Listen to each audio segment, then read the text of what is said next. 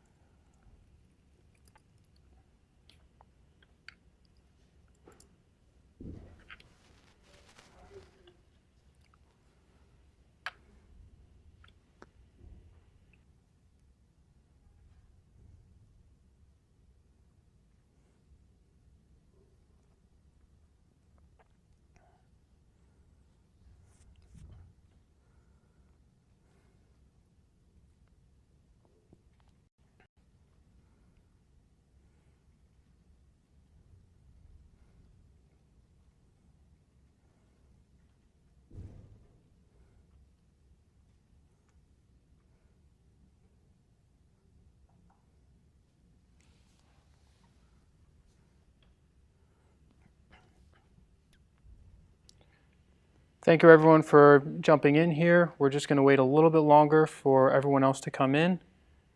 Thank you for being patient with us as we get this sorted out.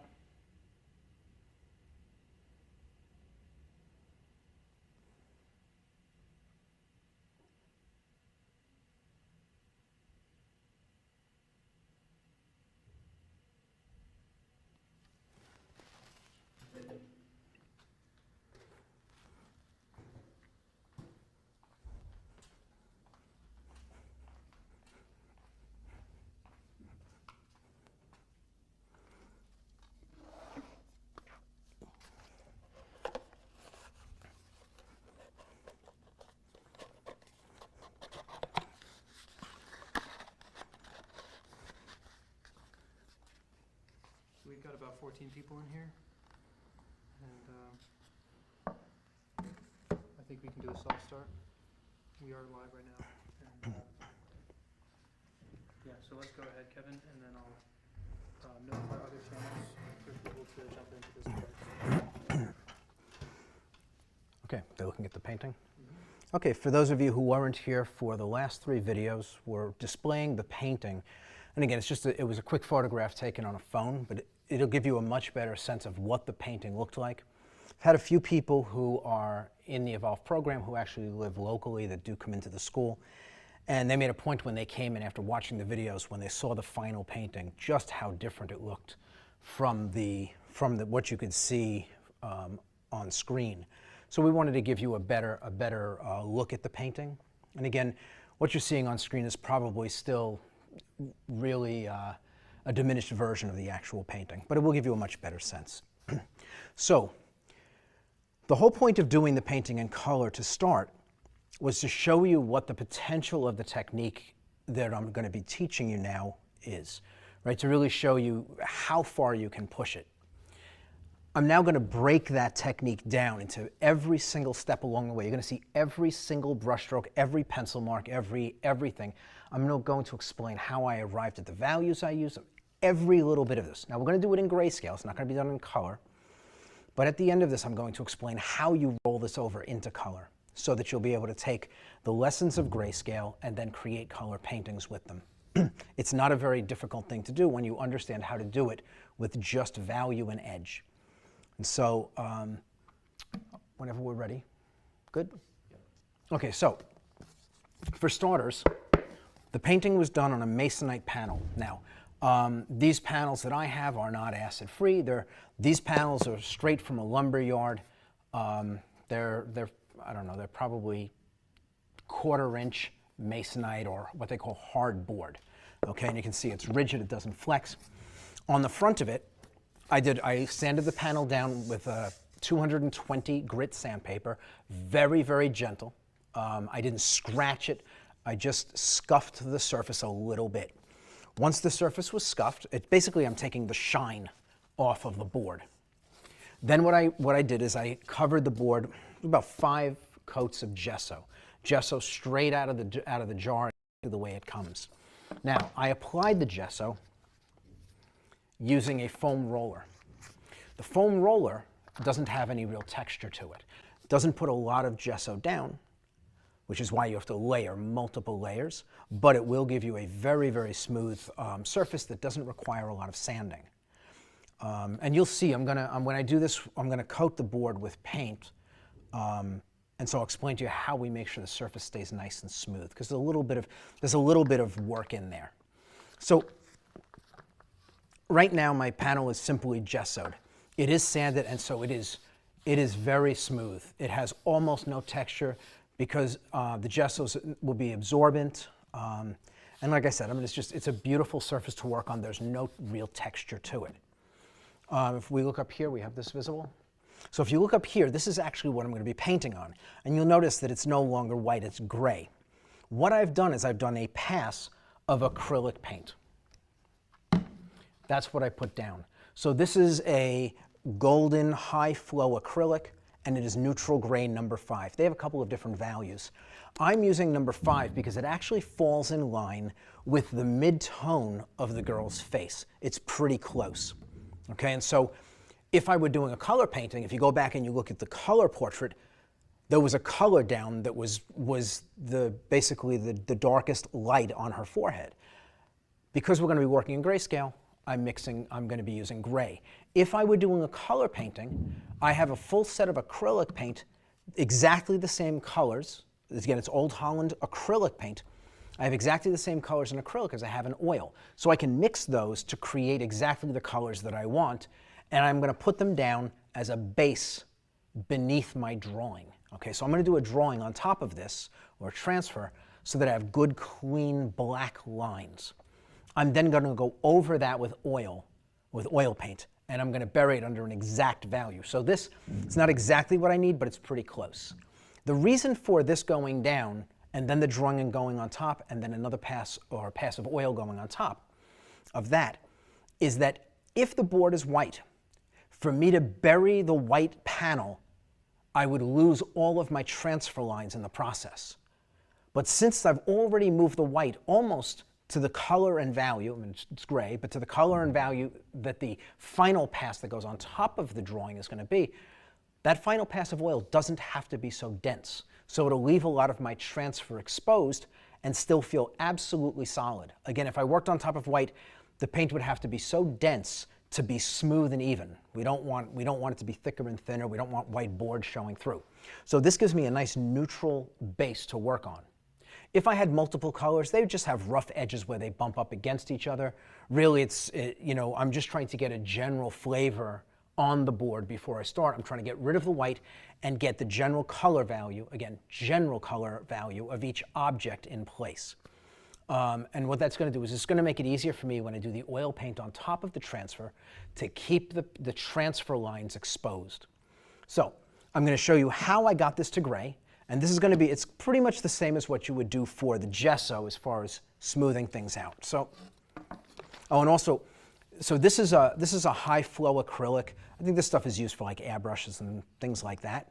It's in a liquid form. In fact, yeah, it's for airbrush. So if you're using acrylic paint out of a tube, you're just going to mix your color, and then you're going to add water to it until it gets to this consistency. So this, just shake it a little bit. And mind you, this comes in probably 30 different colors. You could just buy this if you want to. This stuff's a little bit on the expensive side. Yeah, we use Old Holland paint, and I'm telling you, this stuff's expensive. This is actually more expensive than the Old Holland acrylic paint would cost you. This is very expensive. I think these are like $30 a bottle or something like that. They're quite pricey. Now, I can use a foam brush, right? And you can get these in any hardware store. A foam brush, or I can use a roller. Now, the roller is going to be much smoother when you're done. Not so much to the touch, but the visual aspect of it. This is going to leave some streaks. This will not. And so it's also, the roller is going to be faster. So all I'm going to do is I'm going to load up the roller with this. And I'm going to make sure I kind of roll it back and forth until it's even. I don't want any excess blobs on, streams of paint out on the outsides. That means that I'm still just pushing paint around on here. I want to get it nice and even and let the roller absorb the paint. I make sure it's nice and even. Once I've got that, I'm just going to go over this, and I want to make sure there's nothing on it. I don't want anything getting caught up in the paint. And all I'm going to do is roll this on. Now, I want to move quickly and get this covered. Once it's covered completely, then I'm going to go over it a bunch of different times in a bunch of different directions to make sure that it gets smooth. So right now there's a lot of texture from the initial application, much like you see here. What I'm going to do now is I'm just going to gently roll this over the surface. I'm not putting any pressure, just letting gravity hold it in place. Change direction. And I'm just going to do this a few times until I see no texture on the surface. Now you would do the same thing with gesso. If you were gessoing your panel, you would go over it many, many times until it smooths out. And for me, so gesso, when it dries, it starts out, it's wet, it's a liquid, then it turns into, as it dries, it becomes kind of like a clay. And then eventually, as it dries completely, it becomes hard as a rock.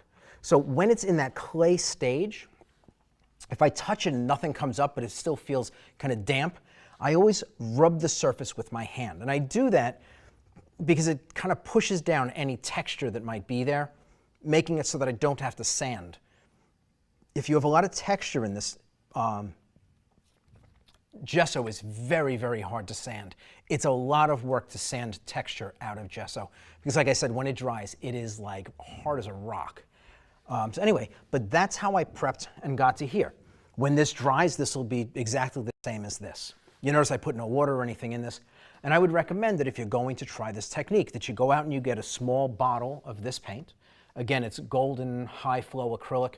I'm not saying that golden is the best one, but this is what I use. I've never had a problem with it, and that, to me, is the big deal.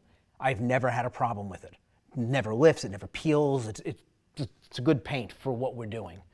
And again, so now this will just go, and I would let this sit for maybe 20 minutes. Make sure that it's absolutely dry. It'll be dry in 5 minutes, but I want it absolutely dry. I don't want it even damp, because I'm going to put carbon paper on top of it. I'm going to do a transfer on top of it, and I don't want there to be anything there. I just want it to be a dry surface, absorbent, just waiting for the next layer to be placed on top of it. So, got a question for you, Kevin. Yeah, let me give this to you. Yes. So, question from Mary Jo.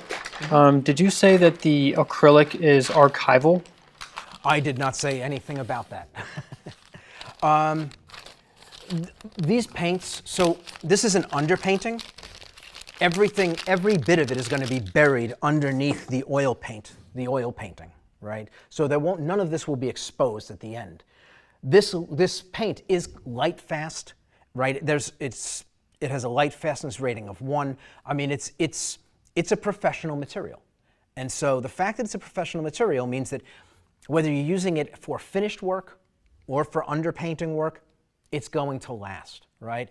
And again, acrylic, it's going down, it's so thin, and now I'm going to be working thin on top of it. I shouldn't have any problems with delamination or anything of the oil paint. This bonds very well to the to the gesso, right? The acrylic bonds to the gesso.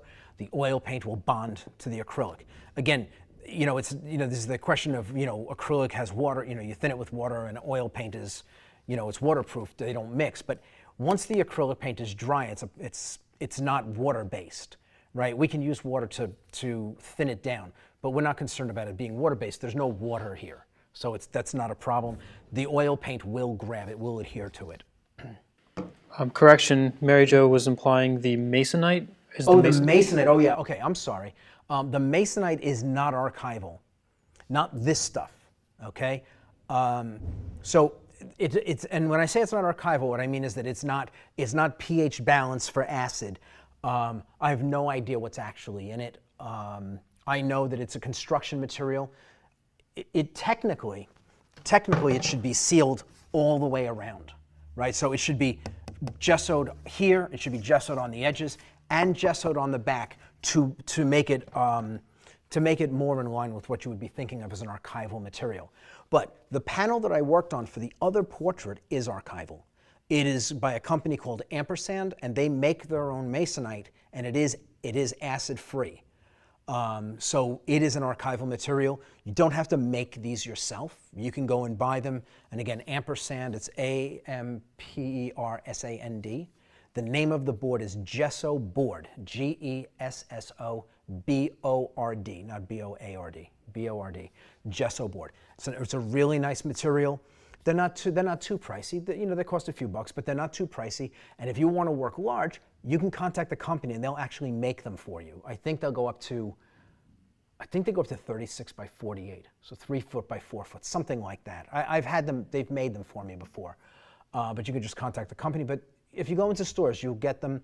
You can order them online. Like I said, they're not crazy expensive. I think the one that I worked on the other portrait was about 18 bucks, 20 bucks, something like that. So if you're making serious paintings, you want to make sure you're working with a good material. I can tell you a lot of artists selling a lot of paintings in galleries on this. It's right from a lumber yard. They're using medium density fiberboard or they're using hardboard. And so they're not working on archival materials. And I would say, like, it's not a bad thing to work on archival materials, but you pay for that. You pay for that. And so depending on where you are in your career or with your work, if you're starting out and you're kind of at the low end of the scale as far as what you charge, you shouldn't be spending a lot of money on your panels when you could go and make something like this. If you gesso it all the way around, one side needs to be smooth, but gesso it all the way around, make sure it's completely covered. It basically locks the board in time. Nothing goes in or out of the through the gesso. It basically, whatever is in the board when you lock it down under gesso stays in the board forever, and so the board shouldn't become brittle. Also, once the painting is done and it goes into a frame, it's never handled again. Really, it's always in the frame, which protects it. The painting should last a very, very long time. You'll be long gone.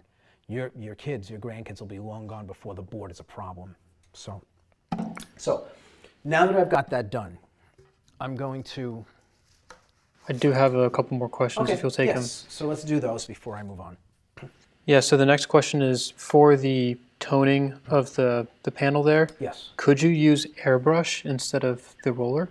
Yeah, actually an airbrush, aspirating the paint is actually a more seamless approach, right? It's like if you used a roller and you painted a car and use an airbrush, the airbrush is permanent. It's, because of the way that the paint is aspirated, where the roller on a car would eventually peel away. Now, this has a very different tooth than a metal car, obviously.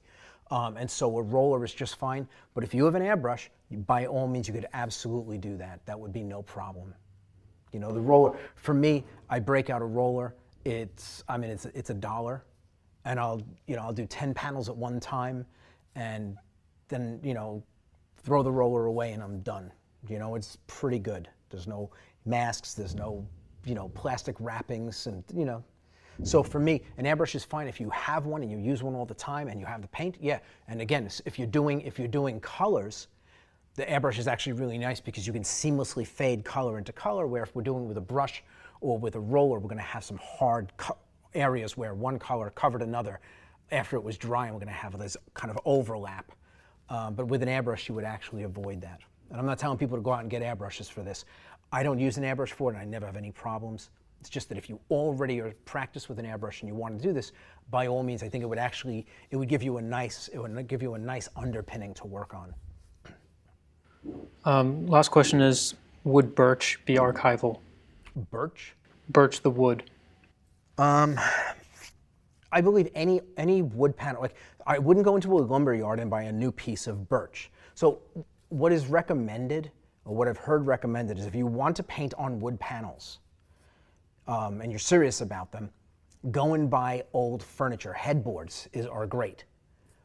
Old furniture, and the reason is that the wood is old, it's aged, and if it isn't cracked already, it's 50, 60, 70 years old, and if it's not cracked, you sand it down and you go to work on it, it's not going to crack. It's going to be like that forever, and you're not going to have any problem. Again, even if there is some acid in the material, if you gesso it properly, you're protecting your painting from the acid. Really, the acid is a matter of, the concern is that it eats through. It's, basically the board digests itself over time.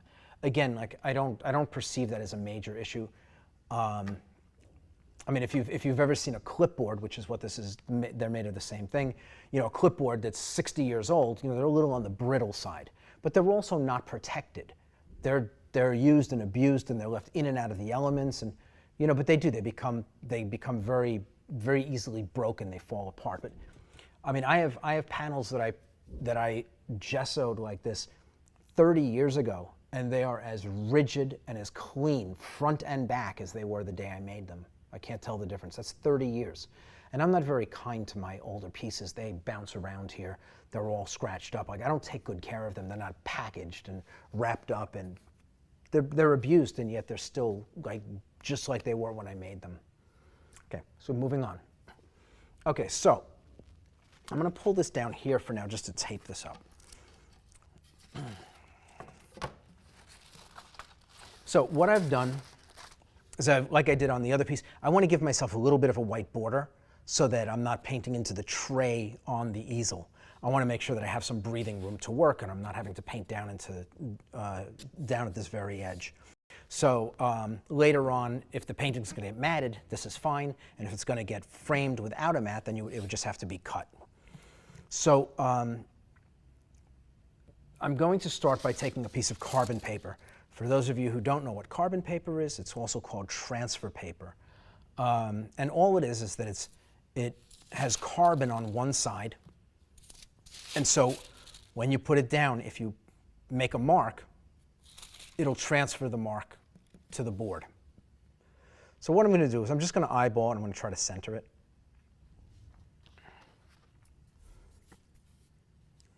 And again, you can get transfer paper online. This is nothing, it's not special, just basic carbon paper.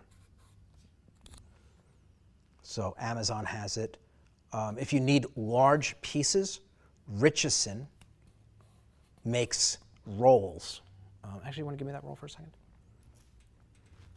So Richardson makes rolls. This one's cut in half. This is 12 inches, but they make a 24-inch roll, and it's like 25 feet long. You buy one, you'll never run out.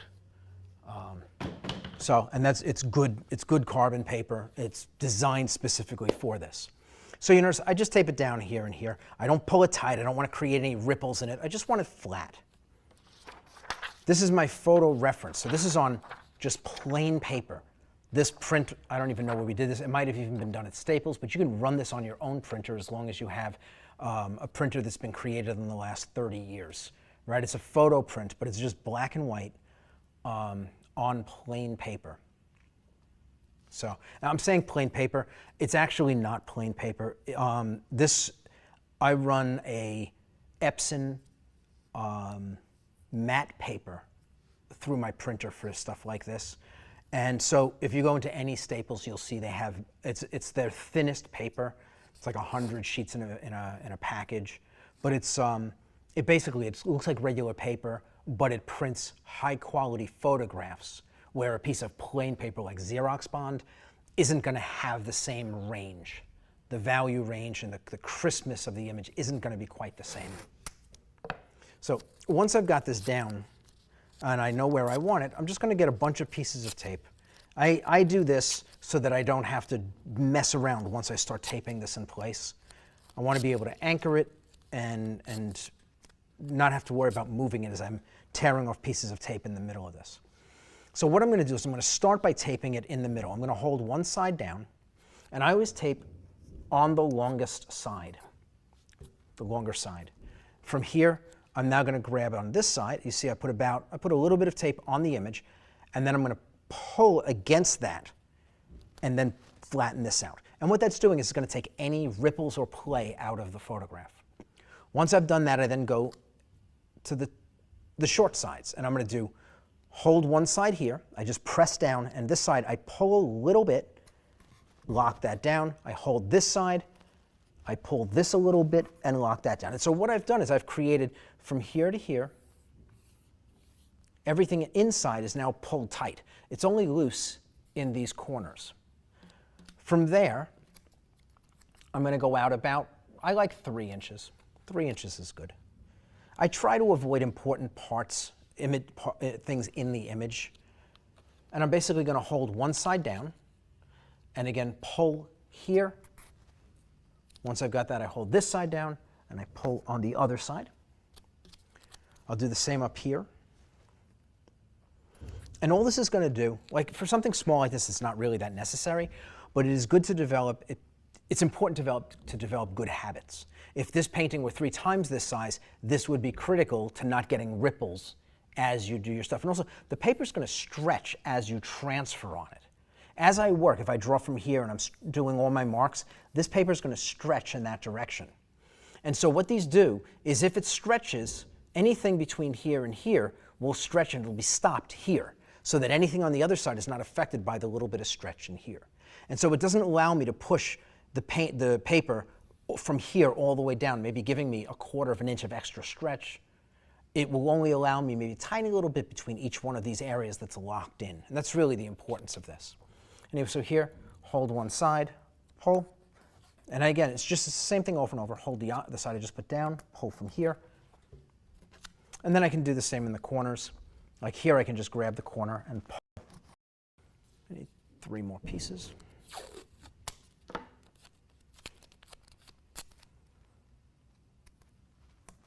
Right, and it's nice and anchored. I'm careful not to scratch this because I don't want to put pencil marks down. Pencil marks. I don't want to put any marks, transfer marks on the board. So I'm very careful not to scratch it. Kind of rubbing it, it's not going to be so bad, but if I scratch it with something like a fingernail, that will become problematic. I make sure all of this is down, and now I'm basically just going to trace over the image. Now, I'm not going to trace everything. I have to be selective about what I want in my transfer. Usually when people start doing this, if they've never done a transfer before, they transfer everything, every single line. And then when they take the photograph away, they don't have any idea what they were transferring. They were so busy making every single mark that they can't even make sense of the stuff. And so I'm going to create not a simple transfer, but one that's not overly complex. And I'll explain to you why it is that I'm picking the things that I'm putting in, or why I'm doing what I'm doing, and why I would leave something out. And a lot of it is just, when I paint these things, I can see exactly where a highlight goes. I can see exactly where a dark or a light area is, if there are landmarks around it. And so as long as I have those landmarks and they make sense to me, I don't need to put every detail in. I can allow myself the structural elements, a couple of the details, and then leave everything else blank and just manage it when I paint. If I'm not confident in my ability to figure out where things go when I'm painting, then I'll want to put in more landmarks. And so my transfers, if I do a transfer for a painting, is usually pretty lean. If you see my demonstrations, I usually put a lot more information into the transfers because I want the people watching to be able to make sense of why I put a mark somewhere. But if I were doing it myself, I'd probably put, like even from the transfer from this portrait, the one I did in color, probably had 2 to 3 times the number of lines or marks as I would normally have in a transfer that I do. I try to keep it more structural than anything else so that the painting feels more painted, because I had to make painting decisions along the way rather than rendered, which is basically painting into a drawing. To me, I would describe it that way. So, just want to make sure I can see. Okay.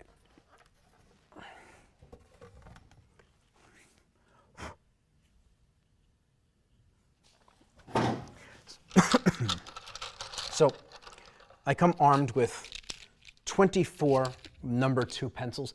I'm actually partial on a hard board like this to a number 6 pencil, right, if you have them. But a 2B will work just fine. The reason I say a 6 is because, a 6H, is because it's going to hold a sharp point a lot longer. I've got 24 pencils because I don't want to be back and forth to a pencil sharpener. I want to sit here and get my work done without having to, get in any cardio. So from here, with a sharp pencil, I'm always going to start in detailed areas. I'm going to get the eyes done, I'll do the nose, I'll do the mouth, and then I'll work out from there. That way, if I get a little bit tired along the way, all the things that required more focus and more care are done. If I become impatient, which you shouldn't, But if you become impatient, you're watching the clock and you've got a dinner date and you got something going on and you got to be someplace, you're not scrambling through getting something like an eye done, but you might be able to quickly drop in a jawline and a cast shadow in the neck and then leave. And then when you paint those things, they don't require the same, you won't need as much specificity in the neck as you would in an eye. And so I always do those things first. I hit them while I'm fresh and I'm not exhausted with the idea of doing a transfer. Because these can be exhausting. Again, this is small, but imagine doing a transfer like this on a painting that's 6 feet by 4 feet with 4 figures in it. It is a lot of work. It'll eat up a couple of days of your time, and it can be mind-numbing. So in here, I'm just going to start. And so I place in, so in here, this is the top of the eyebrow here, but it's in the light. This is the edge of where the shadow begins.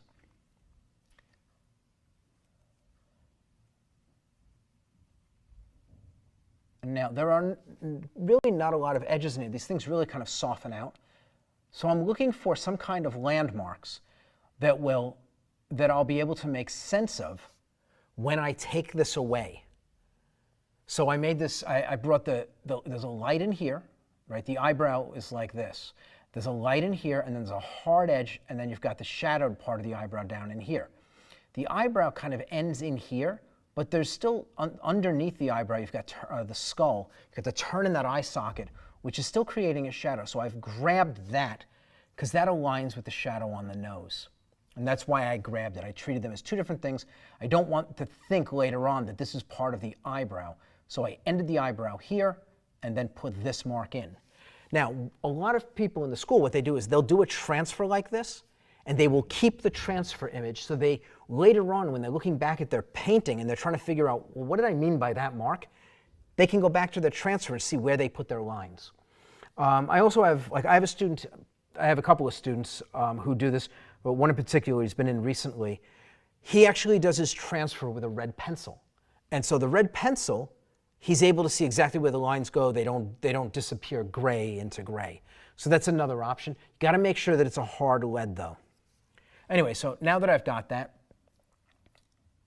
I'm just looking for some basic landmarks.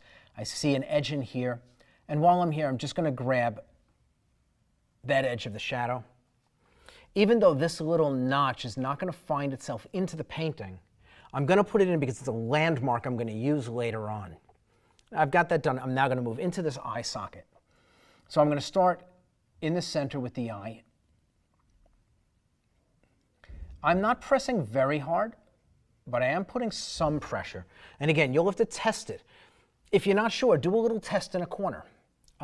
You can take, so if I peel this back, like let's say I do a gentle pass, I can peel this back and I can see that there's almost no mark.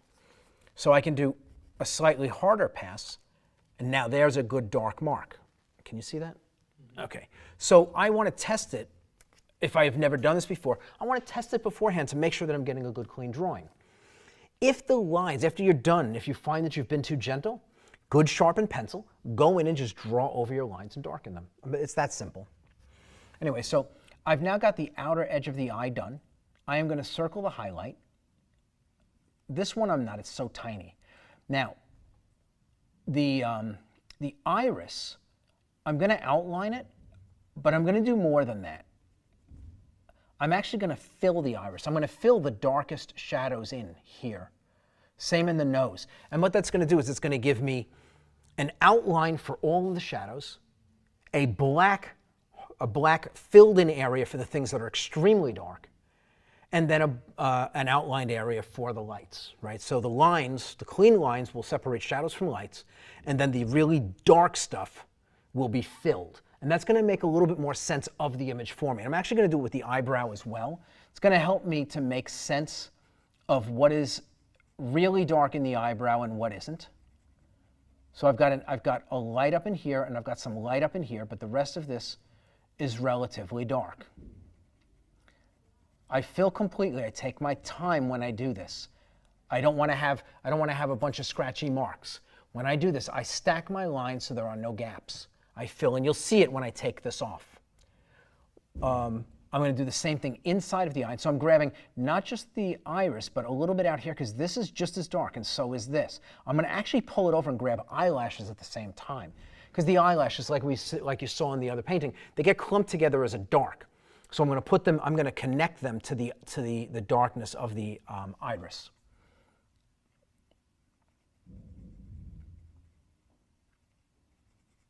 And you'll see when I take the image, the transfer image off, the eyes will make a lot more sense. And here I can actually go around that highlight.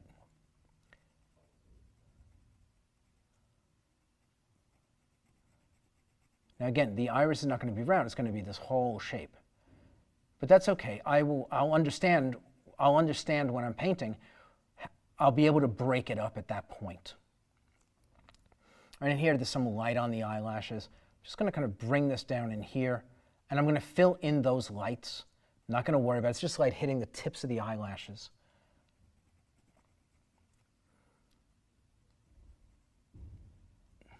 Now, it's not as dark in here, so I'm not going to fill that. And again, I have to be thoughtful of what I'm doing even at this stage. Whatever I do here is going to set the stage for my painting. I need to understand and remember why I did each thing. I have to make sense of it. Nothing you do should just be done because you saw something and you had an impulse. But you should be thinking, why am I doing what I'm doing? Does this make sense? Right? Will I understand what it is that I meant later on when the photograph is not attached?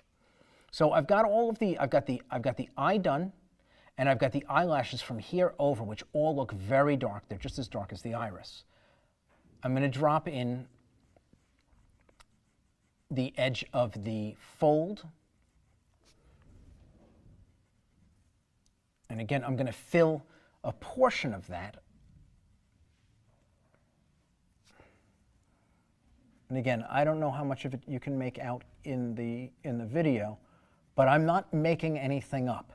Everything that I'm putting down is crystal clear to me here. I'm going to have to pay attention. I have to look. It's not like, I mean, it's very subtle in here, but I can see everything.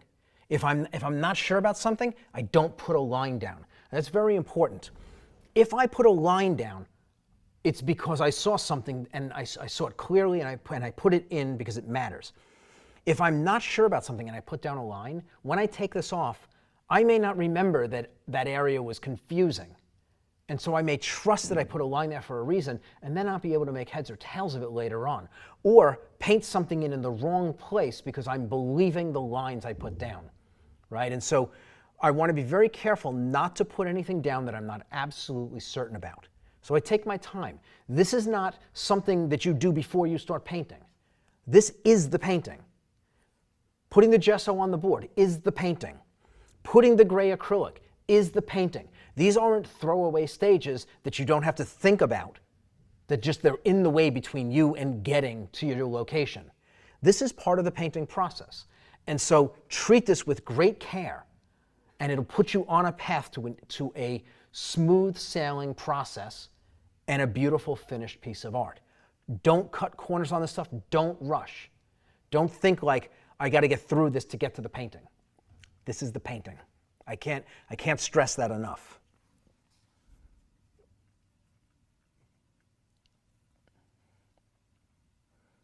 And again, there are going to be some things in here I can't see. I can't make out what's going on in here.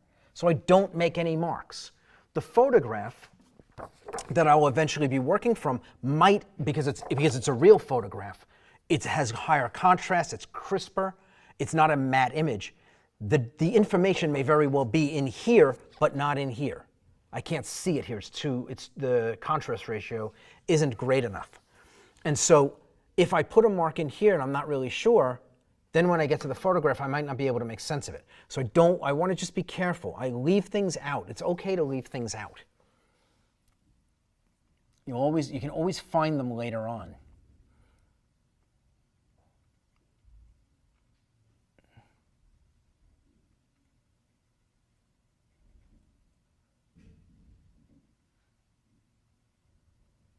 Right, but understand every mark and why you're putting it down.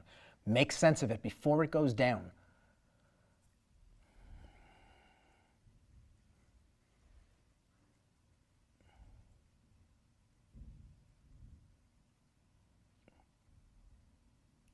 Hey, Kevin, got a cool comment here.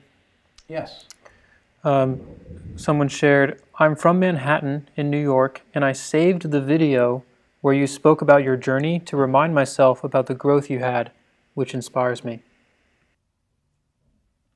Oh, well, thank you. I'm glad that it resonated with you. If you're in New York and you want to come out, you're more than welcome to pay us a visit. I mean, we're only about an hour and 10 minutes away. It's not too bad a trip. We used to have students. We used to have 3 students travel from Brooklyn to come out here. They'd spend all day Sunday working. But you know, you can always reach out to me through the email website, the email on the website. And you know, Sunday's a great day to come out. We're here all day. You can come out and see the school. Even if you want to sit down, I'll even walk you through a first class.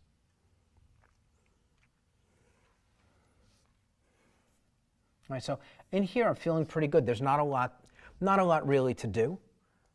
If I want, I can keep the photograph here and I can take advantage of some of the information that's here. I don't need to, but I could, right? So in the photograph I can see that there's an edge right here. Easy enough to put in. And I'm basically just going to stop there. I don't need anything else. I can't see where this bottom lid goes from here. And so the last thing I want to do is just extend it and put it in the wrong place. I'm just going to leave it alone. I'm not going to do anything with it. So that eye is basically done now. There's a little bit of a light in here. I could make a mark, but again, it seems so easy to place. I don't need a mark for it. I don't want to put marks down just because there's something. I don't want to be like a dog chasing squirrels, like squirrel, squirrel, squirrel. I want to have a reason for everything. In this eye socket, after I put that shadow in, it would be nothing to figure out where that little bit of light goes. I mean, it's right in the bend on the eyebrow. I can place it. It's right above. I can place it. There's so much information in here, plumb lines to tell me right where it goes. So I don't want to fill this area with a bunch of information I don't need. Again, simplicity is really critical in doing this. You're better off solving and figuring out what these things, what fits between 2 landmarks when you're painting, working from your photo reference, than you are building it into the transfer. Of course, you're not going to be comfortable at the very beginning doing that, so you can do more marks. But the goal when you're using a transfer is to not create a color by number, but to create a structure that allows you to quickly move through the process. Okay, and I think I said this, I'm sure I said this when we were working on the colored portrait. This is not a substitute for painting from life. It is not a substitute. Transfers are fine, and most professional, the vast majority of professional art is done using photos, whether they use a grid system or a transfer or whatever it is that they use. Most art is done using some kind of method like this. And the reason for it is that it guarantees accuracy and it's quick. And so if you're making art for a living, speed and accuracy are the 2 things you're shooting for.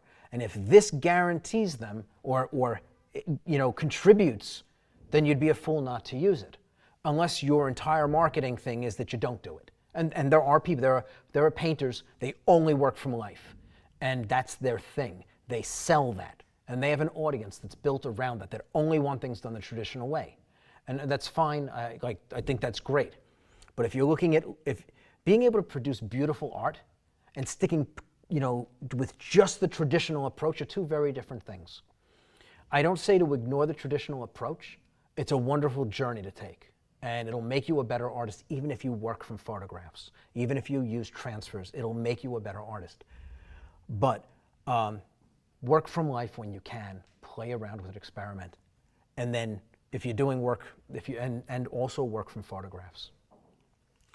So I'm going to move over to this other eye. I'm just going to switch. Again, this pencil is still razor sharp, but I want a perfectly sharpened pencil to start the next eye. So in here,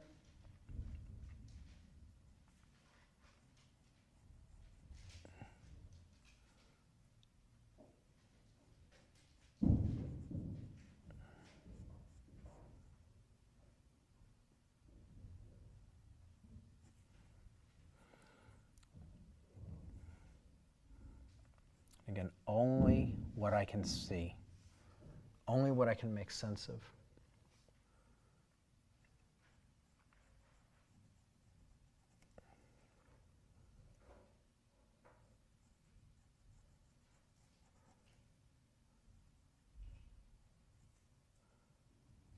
And again, I'm not casual about these marks either. These marks go down. They are exactly where I intend. There's no quick flips of my wrist. I'm meticulously laying in these marks, only where I want them to be. I can't erase them, so I take my time when I do this. So here, I'm going to come up here and I'm going to fill. You'll notice I'm not going to fill the individual eyelashes, but I am going to come around and fill the bulk shape. And again, somebody had asked last time about doing the eyelashes. Again, like, she's got 5 little things sticking up. There's nothing beautiful about that, and so there's no reason to put that in. Had she gone and had she like really full lashes, that's different. It would be impossible to leave those out and faithfully represent her. But because there's nothing here, there's no real benefit to putting it in. It just wouldn't look good.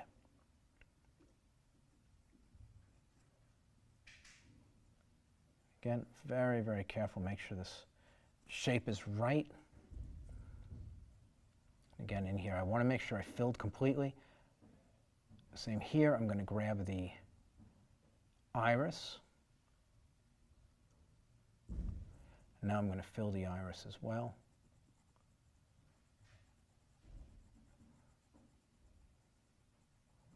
And I can't see the black pencil on top of this. And again, I said, like, somebody in here, Martin uses a red pencil. I don't know how well it would cover this, but I imagine probably pretty well be able to make sense of what's filled and what isn't. Again, little tricks people come up with along the way that work for them. So the eye is now in. There are little variations in here. The eyelash is casting shadows.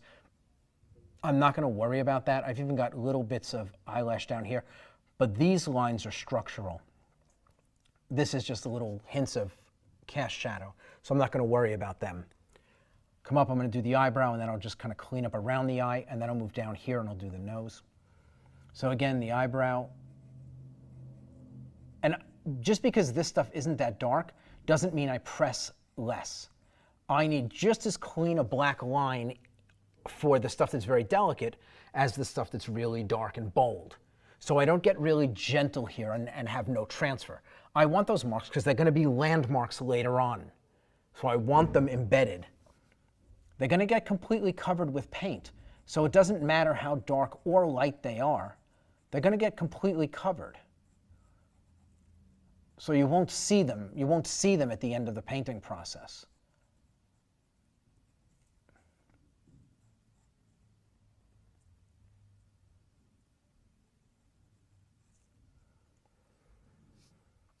So I've got the whole eyebrow in. I've filled in a portion of it and outlined. There's 2 distinctly different shades here. Again, I'm looking for important landmarks at this point. Hey, Kevin. Yes. Do you have any opinions on using pen over pencil? No. A ballpoint pen would be fine. You would want to make sure that your ballpoint pen has a fine point to it, but that's it. You don't want a clumsy mark. The ballpoint pen would be fine. I've used a ballpoint pen before.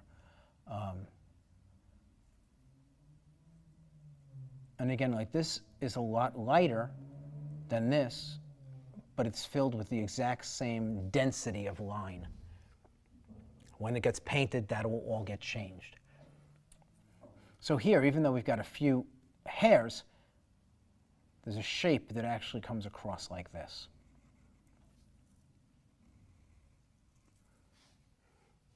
Another little thing in here like this. Now, I don't see there's no delineation up in here. I kind of see it. It comes up here and ends. So I stop. I don't put anything else in. I just leave it like that. I can see there's a highlight in here. And again, I can see it up in here. Just trying to figure out where it is. So I'm not even going to bother with that one, but this on this side, I'm definitely going to put this one in. So this, the highlight in here. So I've got this up in here. Comes down.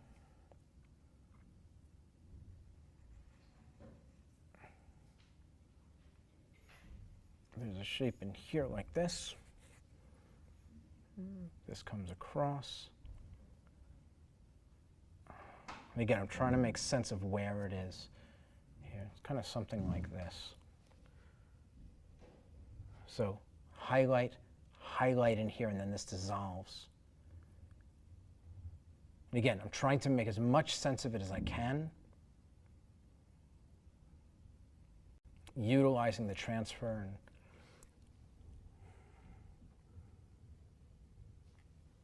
I think I'm going to stop right there. I don't feel the need to put anything else in. And when I paint it, it'll make sense. I'm going to drop in this highlight. And again, I'm just plumb lining it to see where it lines up. It's kind of out here, like this. So that is this highlight.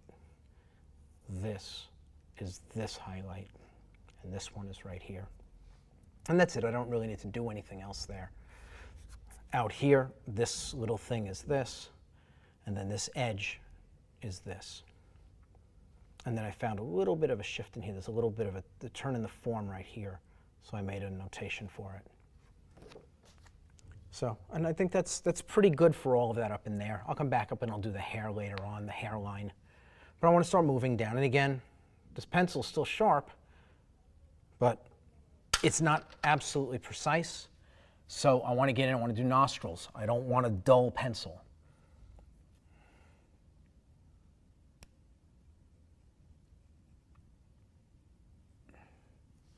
And again, I utilize my photograph to make sure that the marks I'm making are what I want them to be. Right, some of these edges, they're not sharp, they're graded. And so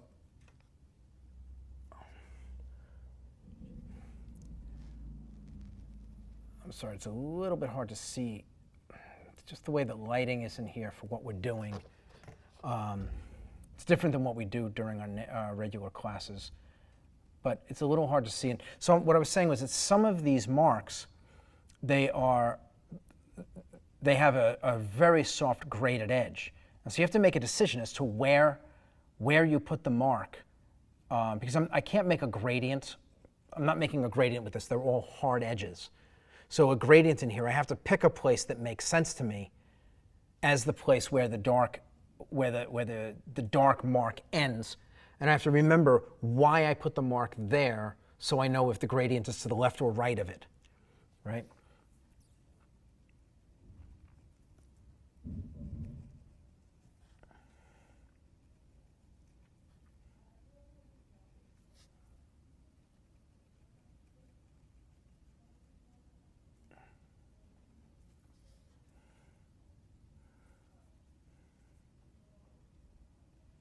And again, you can see I'm very particular with these marks, very particular with them. I don't want a single mark in this that's not exactly where I intended for it to go.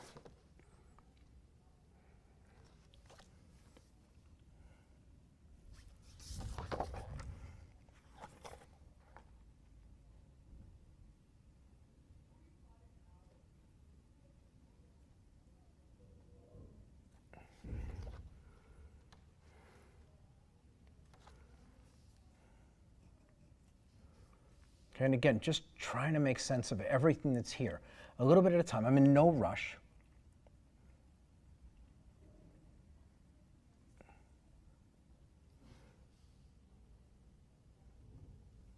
I'm taking advantage of the photograph because it's cleaner than this. I can make better sense of things. There are all kinds of artifacts in here, big jumps in contrast, like in here. There's a hard edge here, there's a hard edge here, but in the photo reference, they're just soft gradients. And so if I put them in here, when I get to them later on, I won't really know why they're there. So, okay, moving on to the down here.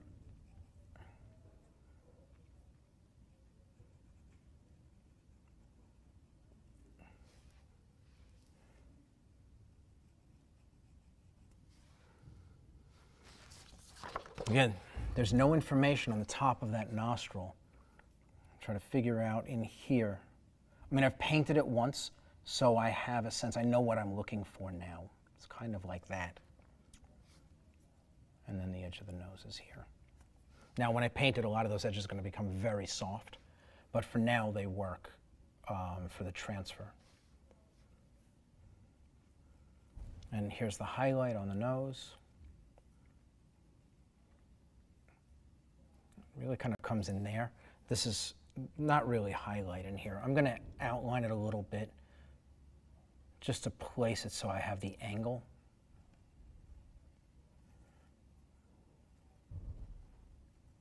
Kind of like that. And see, this comes up in here and really pushes in here.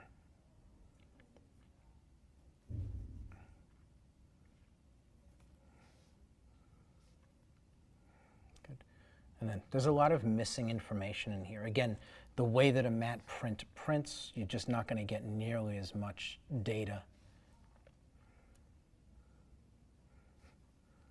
Okay, that's a highlight.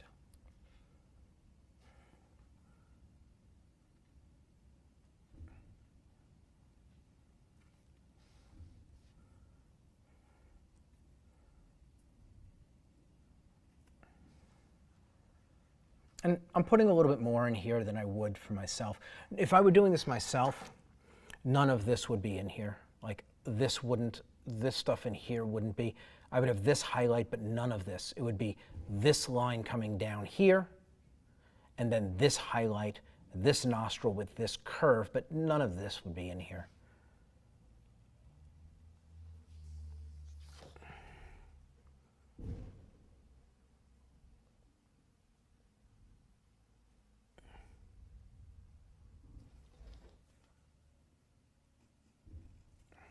But when I paint it, I want you to be able to make sense of why I'm putting things where I put them, and so it's easier for me to just put a few extra marks in.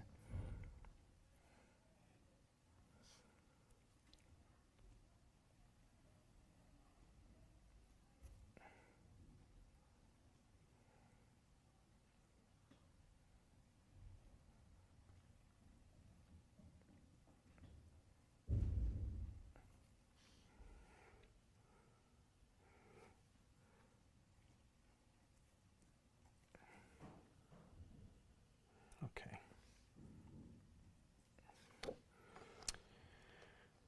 Move on to the mouth. Again, a new pencil. These pencils that I'm putting to the side are still sharp, just not sharp enough for what I'm doing.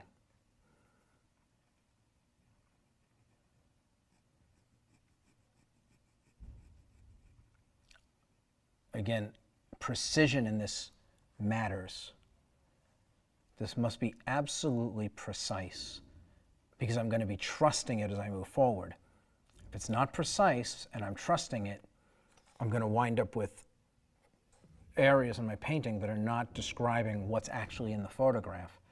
And again, it's going to become problematic because I'm going to trust them. Like, that's the big thing. You're going to trust your transfer because you know you did it and you know you were careful. So you have to make sure that you actually are careful.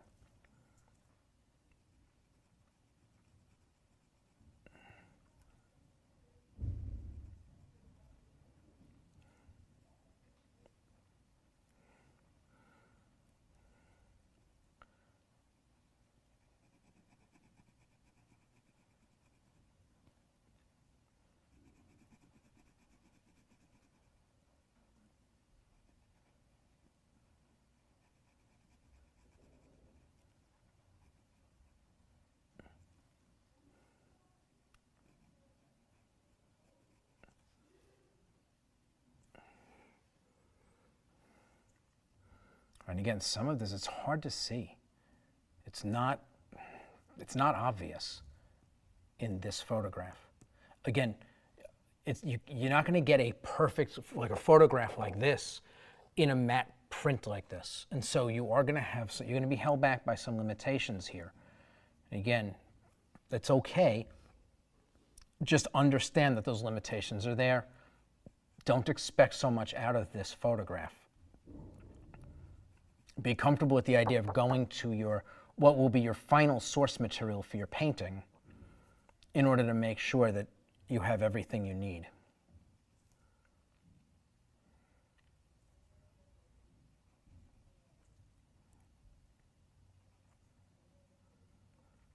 And again, I'm just back and forth over this, trying to make sure I know exactly why I'm putting down each mark.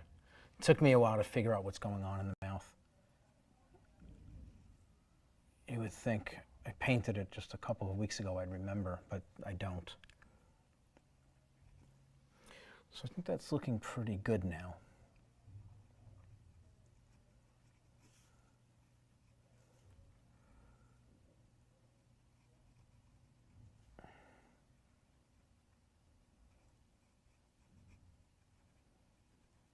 Hey Kevin, I know that you're painting a grayscale portrait right now, but we do have a question about color. Are you willing to take that? Absolutely. Okay, great. So what do you think about using burnt umber in place of black? Well,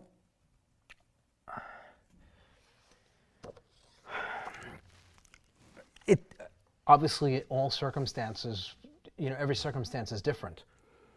If it works, then it works. But it's funny, like there's this idea that you shouldn't use black.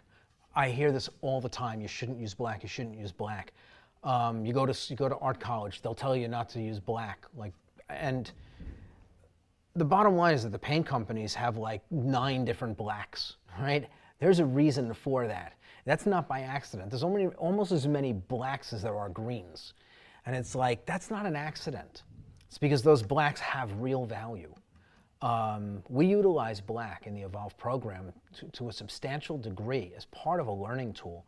And it's capable of doing some bending the curve on a lot of things that would otherwise be a lot of work, simplifying them, particularly when we're dealing in shadows. It has to be done in a knowledgeable way, but we're able to utilize black to make sense of how to break down shadows. And so, again, circumstances are all different. Burnt umber might work in some places instead of black, but there's no blanket answer to that. It depends what the black is being used for, right? Because if you add white into black, it becomes a blue. It becomes a bluish gray, a cool gray. If you add white into burnt umber, you don't get that. You wind up with something very different. And so, what is the black being used for? What is the brown substituting out for? In what scenario? Even in shadows, burnt umber will only get so dark. Black will be much darker. And so if you need that darker hit, burnt umber will have its limitations. It's a hard question it's an impossible question to answer in one particular, considering all the potential scenarios where it could be used. But if it works for you, it works for you, right? Like, I need everybody to understand when I say this, it's not that you don't need rules. Rules are absolutely necessary in order to learn. You cannot learn without the rules. And if you bend and break the rules when you're learning, you will never amount to anything. That is just the reality of it. You must learn using a set of rules that function. They set a baseline for your understanding of how things work. Once you understand, and I mean really understand how things work, the rules don't mean anything. There are no rules. I don't paint using rules. I just paint. I know what I want. I know how to get it because I understand how things work, because I learned. And I can just bend the material to my will. I don't think of it any other way. I tell the paint, do this, do that, do this, do that. Students in the school can attest. They'll tell me the paint won't do what they want. I sit down, I pick up the exact same paint, and it does exactly what I want it to do. And it's just that I know what I'm doing with it. I'm experienced, and I have a command over it. But once you get to that point, orange, blue, green, purple, brown, whatever you want to do, whatever gives you what works, that's really the answer. Once you are trained and you understand how it all works, the rules go in the garbage can. Now you just paint. But you got to get the rules first. You got to work within the rules in order to learn. They're like bumpers in a bowling alley. So you throw the ball down, and no matter where the ball goes, it doesn't go in the gutter because there's bumpers blocking it. Once you know how to bowl, you don't need the bumpers anymore, right? The bumpers are for people who don't know how to bowl. They're for children. But once you know how to bowl, you don't need the bumpers. The rules, they take them away. Sorry, I don't have a better answer as far as what you would do with it. But that's basically it. I mean, every circumstance is going to be different. And if you really know what you're doing and you want to use brown because you like the look of it, then by all means. I wouldn't do it in the middle of an education, but if you're doing your own work, yeah, experiment, play around, see how it goes. And if you like it, then use it.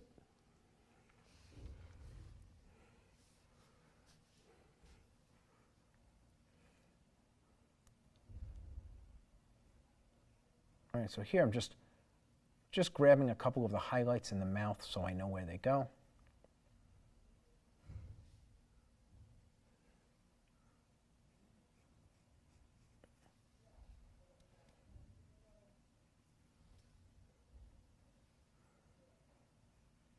And again, there's not a lot going on in the mouth, so I want to make sure what landmarks I do have, that I account for them. There's a little highlight right there.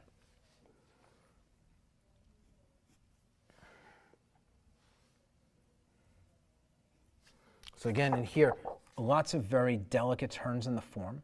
So I want to grab the photograph and just make sure that I'm doing a decent job of describing what's actually here.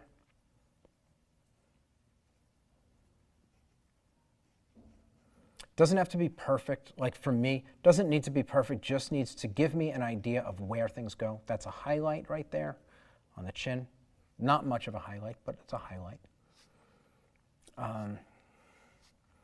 And again, I'm not putting my hand, everything, you'll notice all my marks are from below because our light is directly overhead.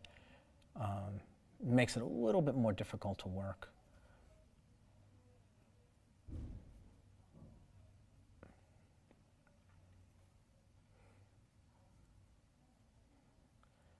All right, and then here.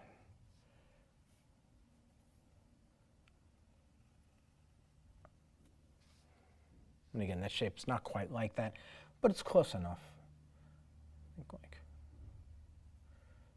it's really kind of like that. It's highlighting here. All right, so what it is, I'm looking at the highlight here. The bottom of it lines up with the bottom of the highlight on the nose. So then I draw a line across, and then I'm going to say it's kind of out here. So that's really where that highlight sits. I can't make it out in here, but I did want to place it so that I know where it goes. Here I've got a turn in the form, and then back in here, cheekbone. This one, again, just 2 lines. Don't need anything more than that. I'm going to grab that outer edge. Now, normally I wouldn't do a transfer on an easel. I would do it on a table. It's a little bit easier to do. You see these little like mess ups. I would do it on a table. It's a lot easier to do this stuff. It's not as exhausting, like keeping your arm up. But anyway, I've now got everything inside of the face done. I'm looking to see if I've got anything else I want to place. I like this bend in the forehead. I like the idea of placing that. It's a short mark. I mean, I know where it goes. Structurally, I know what's going on underneath the skin, so I know where it goes. This highlight I'm going to place, it's a little bit more prominent.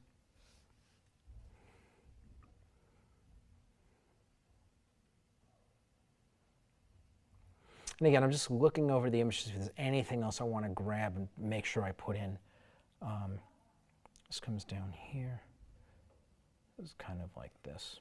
Again, just a landmark, something in there that gives me a little bit more information about where different values are going to fall.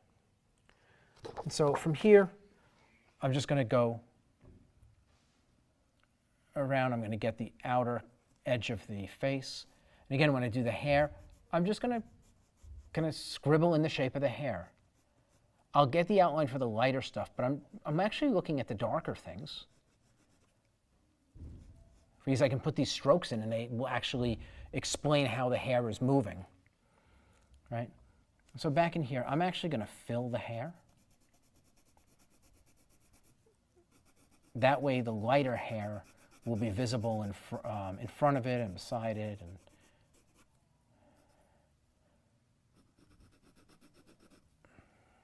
grab this ear while I'm at it. You notice, like the ear, I'm not worried about switching to a sharp pencil. At this point, nothing else is really going to be a detail. I'll eventually move to another pencil when this thing becomes so clumsy that it's not actually giving me what I want. Like in here, I'm going to need a sharper pencil. But for a lot of this back in here, a sharper pencil is not necessary. These are not details. And again, just grab the photograph. I want to make sure I'm putting the hair in where it belongs. So there's hair up in here.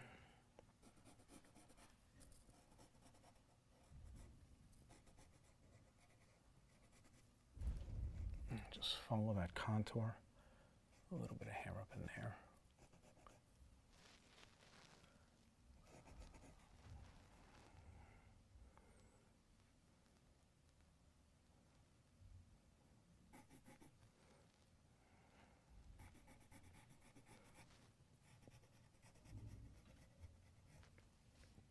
Again, I'm not worried about all those little flyaways. I'm just putting in the bulk of the hair, the thick shape.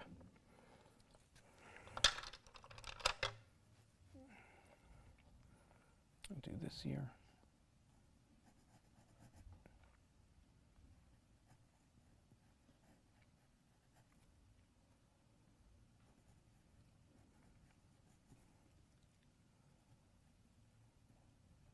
Yes, earring.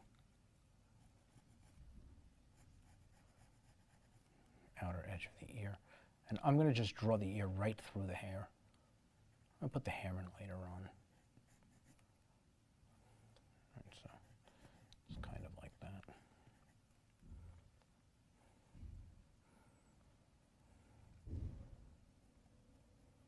And again, it's not every single detail. It's not every little shift in shadow and light, every little turn in the form.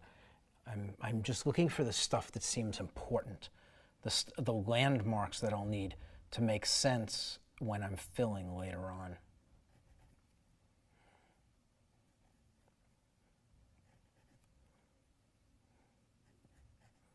There's lots of stuff going on in this ear.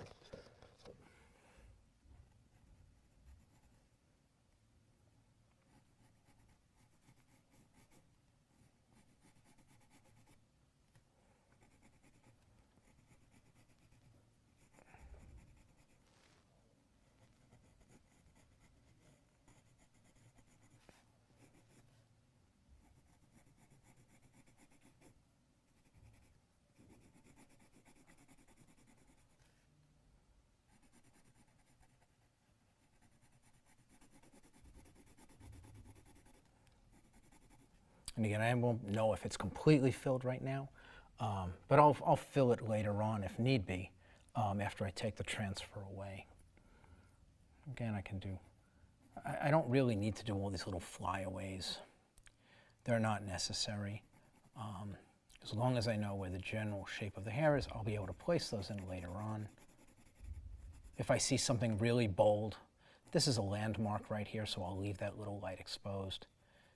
All these little lights in here, I'll fill them in the direction that the hair is moving, because it informs me later on of the direction to pull the paint when I put it down, right? So the hair is going this way.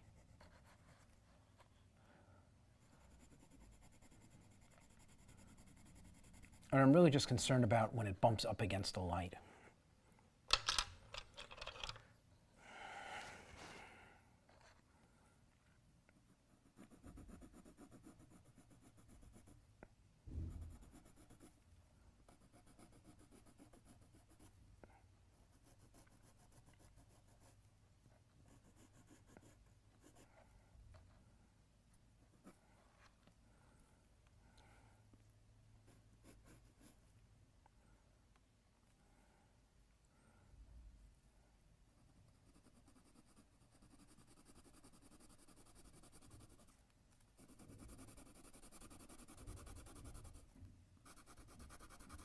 And you can see, I mean, I'm filling the really dark stuff. And it's going to make for an easier, cleaner read of the transfer. If it's just a line drawing, the information is all there, but it's a little bit harder to figure out what my intent was when I was making marks. And so if I fill the stuff that's really dark, it breaks the drawing down into 3 categories. What is in the shadow, what is in the light, and then within the shadows, what is really dark. And that is going to make a big difference when I take this away, to tell me exactly what I'm looking at. Very often when you do a transfer, you take the image away, you don't even know what you're looking at. Some of the marks don't make any sense. And even though you made them, they don't necessarily make sense without the picture kind of sitting underneath them. And so the filled in areas help to make sense of the image. They do take a little bit more time, but they make a big difference in my opinion, and it is worth taking the time to do the filling while the transfer image is sitting up on the panel.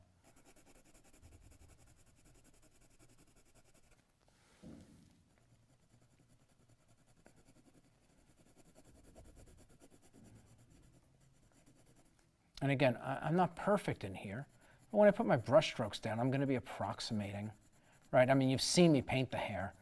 I'm going to be approximating a lot of this, but it'll look like the photograph when I'm finished, even though a lot of the brush strokes will be imprecise. They won't be specifically describing this exact shape, just the general movement of the hair. That will be enough. Right, so now I've got all of this outer shape filled. Now I'm going to go in and I'm just going to break up some of this other stuff that's in here so that it leaves me just kind of like a highlight in the middle of this. Gives me a little bit more to work with when I go in later on. And again, we'll make sense of all of these things when I start painting. I'm going to be explaining all of it as I go. Here. Again, even though these things are very delicate, I still fill them with the marks that I make are still as bold as the things that are really strong. Right, and so here, just a little bit of a notation here so I know where the edge of the hair is, and then we've got this little kind of spiral highlight right there.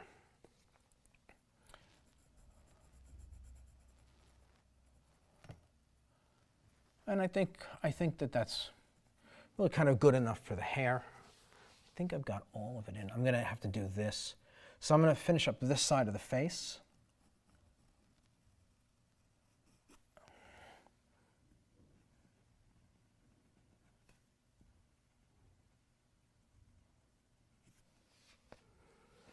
Hey Kevin, I have a question for you. Yep. So if you were going to make a sepia, is that how you pronounce it? Yes, sepia. Sepia, if you're going to make a sepia portrait or like a monochrome portrait, like what's your go-to colors that you would use to mix that? You know what's funny? It's not something I actually do. Burnt sienna and burnt umber are both very nice. Burnt umber, it's like if you tone a canvas with burnt umber by itself, maybe even a little Indian yellow in it so it's warm, and then you do a mixture of burnt umber and like ultramarine blue, and then you work your shadows with that. Create a very nice painting like just with that. But I generally don't work monochrome that way. And so I don't have a preference. I've seen some beautiful monochrome paintings that are green, people green, but it's not really my thing. So I couldn't advise one way or the other. But you know, again, if you understand how values and edges work, the colors you can get away with. You can get away with almost any color as a skin tone. I mean, a great example of that, if you go and you look at just about any really good or any realistic fantasy illustrator, they paint a dragon, and the dragon has skin, not scales, but dragons that have skin, because there are a lot of those. And the skin is green, but it feels like skin. Like you recognize it as skin. Maybe not human skin, but you know that it's skin. It not just looks like skin, but it feels like skin.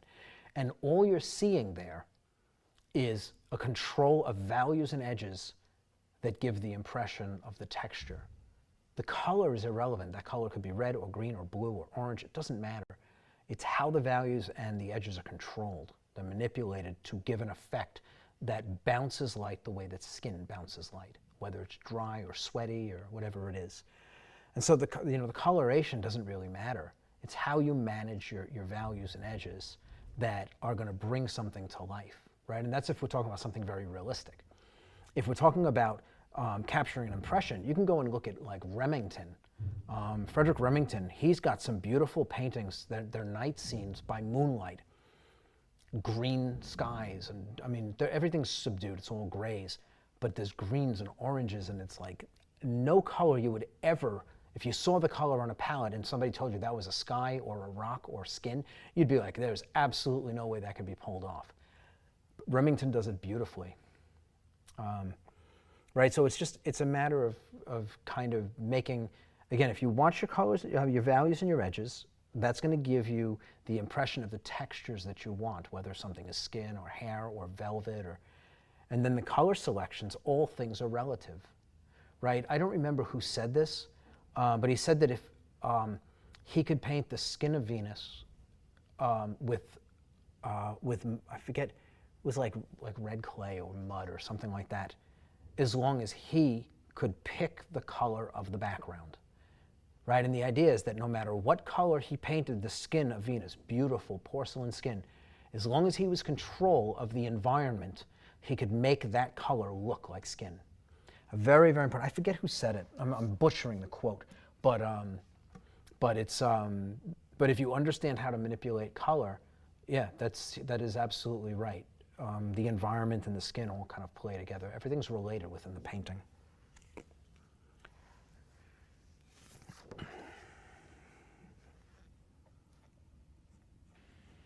Kenya Robinson said, "Where were you 40 or 30 years ago? You are incredible."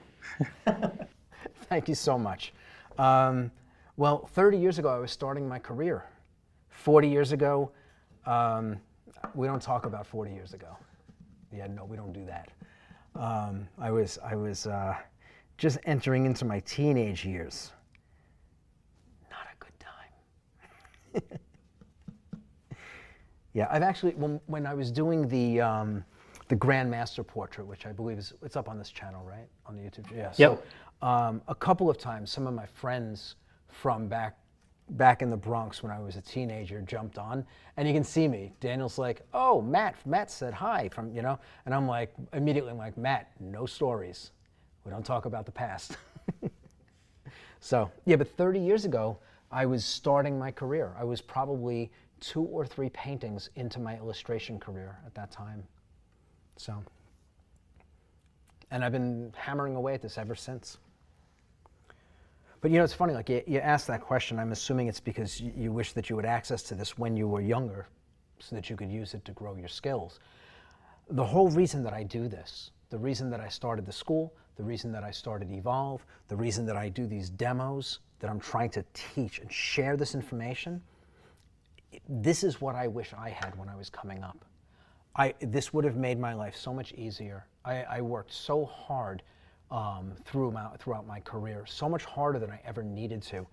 And if I'm able to put this information out into the world and people are able to take it and run with it and bend the curves so they don't have to go take the road that I took to get here, I think that's great. I think that's great. Again, I put out into the world with my art what I wish I had access to when I was younger, the things that I thought would have made a difference.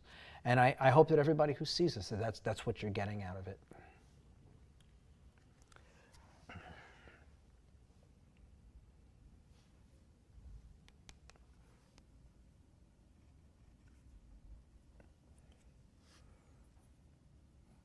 Anyway, I'm slowly working my way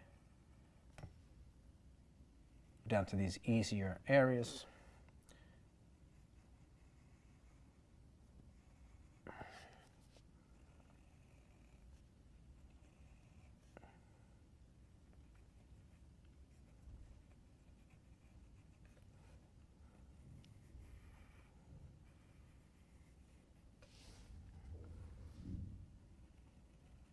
Daniel, what time is it?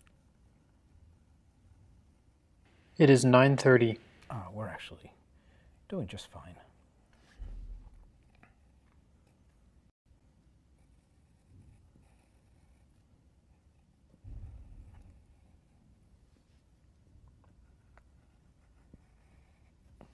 Now, I imagine for everybody watching, this is probably a bit boring. It's the same thing over and over and over again, just lines. But again, I want to make sure that everything that gets done to make this painting happen is done in front of you. Years ago, I purchased a book by an artist on how to paint. And I remember, like, I thought I understood what I was reading, and because I wasn't seeing him do it. And I misinterpreted so many things. And the misinterpretations, they didn't just slow me down, they crippled me in some ways. I thought I was doing something right, and what I was doing was actually counterproductive. And you start stacking one counterproductive thing on top of another, and the next thing you're off in the weeds, and there's no recovering. And this became my process, this terribly flawed series of events that I thought I was using this professional's approach because I read his book 1,000 times and I thought I understood. And so, though this is kind of slow and tedious and like, okay, you did an eye, we get it, move on. For those people who want to see every single bit of how this is done and understand why I'm doing it, I'm going to do literally everything in front of you. Again, I showed you the panel. If it was reasonable, I would have gessoed the panel in front of you too. The bottom line is you can buy gessoed panels, so I wasn't too worried about that. But we did the acrylic pass so you could see exactly how I got to here. Because if I just described it, people will go out to the stores and you'll get the wrong roller. Oh, that reminds me, the roller. I wanted to say this before and I forgot. The roller, if you go into Lowe's or Home Depot or one of those kinds of stores, the foam rollers are made for doors and cabinets. That's what it says on the bag. Doors and cabinets, so that they are super thin. I mean, the rubber is super fine. They're not a fuzzy roller. They're like styrofoam almost. And so you want them to have no texture, but it's doors and cabinets is what the roller is what the foam roller is for.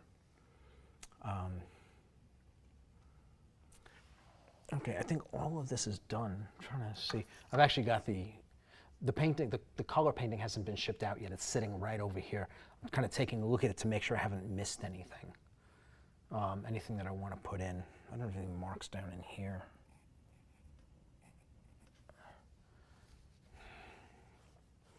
Anyway, I think I'm going to stop. I think I'm going to stop there.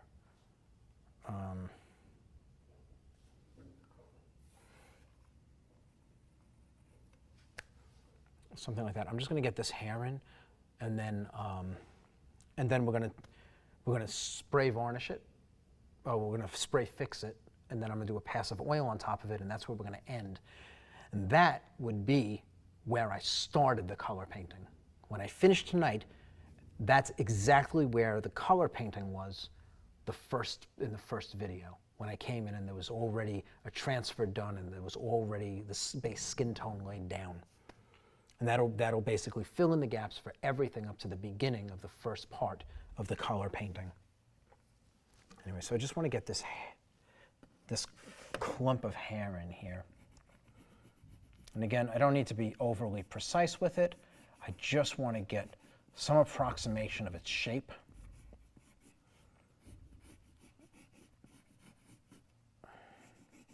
Question, Kevin. Yes. How do you keep track of what marks you've already made? You know what? I am thinking through a process. I am moving across this thing methodically. I've been doing this so long, I've figured out how to do that. I've been doing this. I've been doing transfers. So it's funny, when I was an illustrator, there were no transfers like this. This stuff was all hand-drawn. Because there were no computers to scale images. There was none of that. So you hand drew all this stuff. Nowadays, with the technology that we have, we can scale these things and put all the images together in Photoshop and run a single print, and so this is really nice. But I've been doing transfers like this probably for maybe as long as the school's been open, 15, 14 years. And before that, I didn't do transfers like this. Everything was hand-drawn. But I've got this transfer thing down to a science just because I do it. But I'm methodical. I didn't bounce from thing to thing. I finished this eye, and I made sure it was done before I moved to this eye. I did this eye, and I made sure it was done. I dealt with the forehead. I kind of methodically moved through this. Now, when I'm done, I'm going to peel this off a little bit at a time to make sure I haven't missed anything, because there's probably a few marks in here that I've missed. They look like they were filled. I thought I filled them. I don't know. Also, the graphite is different than the paper. It reflects light differently, so I can tip this. I don't know if you can see. Right, if I tip this, I can see where the lines are.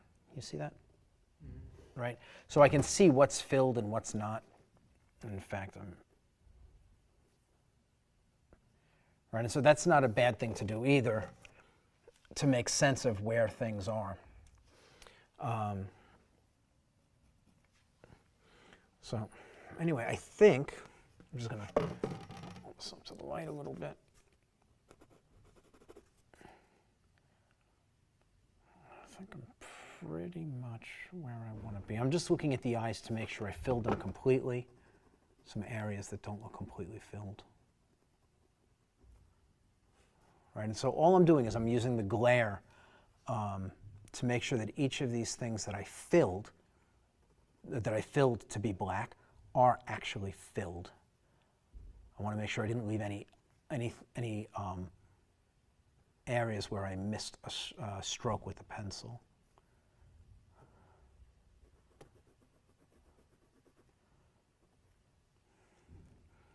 And again, not everything is going to be filled black. But the places that are, I want to make sure that they are actually filled. I'd rather not have scratchy pencil lines if I can help it. I'd rather have more kind of like flat places of black. Right, and so this is good because now I'm getting a sense, as I tip it like this, I'm getting a sense. I can see areas that weren't filled completely. I can kind of go in and make sure that they are better filled. And that doesn't mean I'm going to be able to see everything. It'll be clear once I take the paper, once I take the photograph off of the board.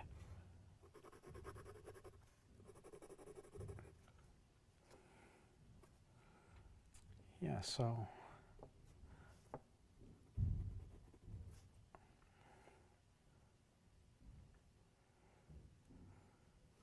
yeah, that's looking pretty good.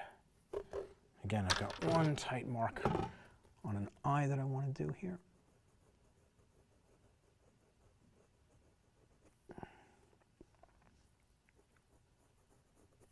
Okay, so now that I've got this done,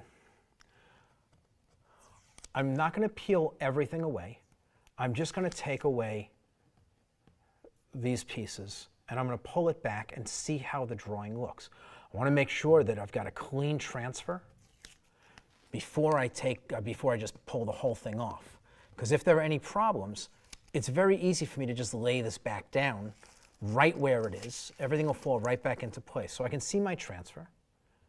It looks pretty clean. I see a line in here. I did put the line in, but it is not bold enough for my tastes. So I'm just going to strengthen it. I then roll this back. Looking good. I want to make sure this is a little bit darker. Everything is looking good in that eye. Now that I've got that, I'm going to peel one more off. And I'm going to slowly work my way until I've got all the tape removed, except for one side. I'll be able to see the entire image. Good. Right, so I can see the image. I'm going to do a little drawing on top of this, rather than continuing to put the transfer back down. but I'm actually feeling pretty good. The transfer looks good and clean. Everything's in place. I can get rid of this. Now, as I said, a lot of people, what they do is they keep their transfer. And so you get the carbon paper off. Right, so all of my lines and where I put them in the photograph and why I put them there are now, they're on this sheet of paper. Right, so rather than throwing this away, I'll just keep it as a resource so that if at some point I'm trying to figure out what one of these marks in here is, I can find the shape here. And I'll know why I put it down. So there are a couple of marks in here that are not quite as dark as I want. I'm going to go in and I'm going to strengthen them. I want to make sure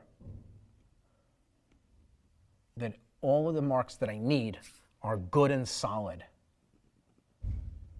Right? Because I'm going to put a passive oil paint over this, and this is going to get wiped away. A lot of this is going to, I mean, all but vanish underneath the oil paint. And so I want to make sure that the lines that I need, that they are here. They're visible. I'm not going to lose them.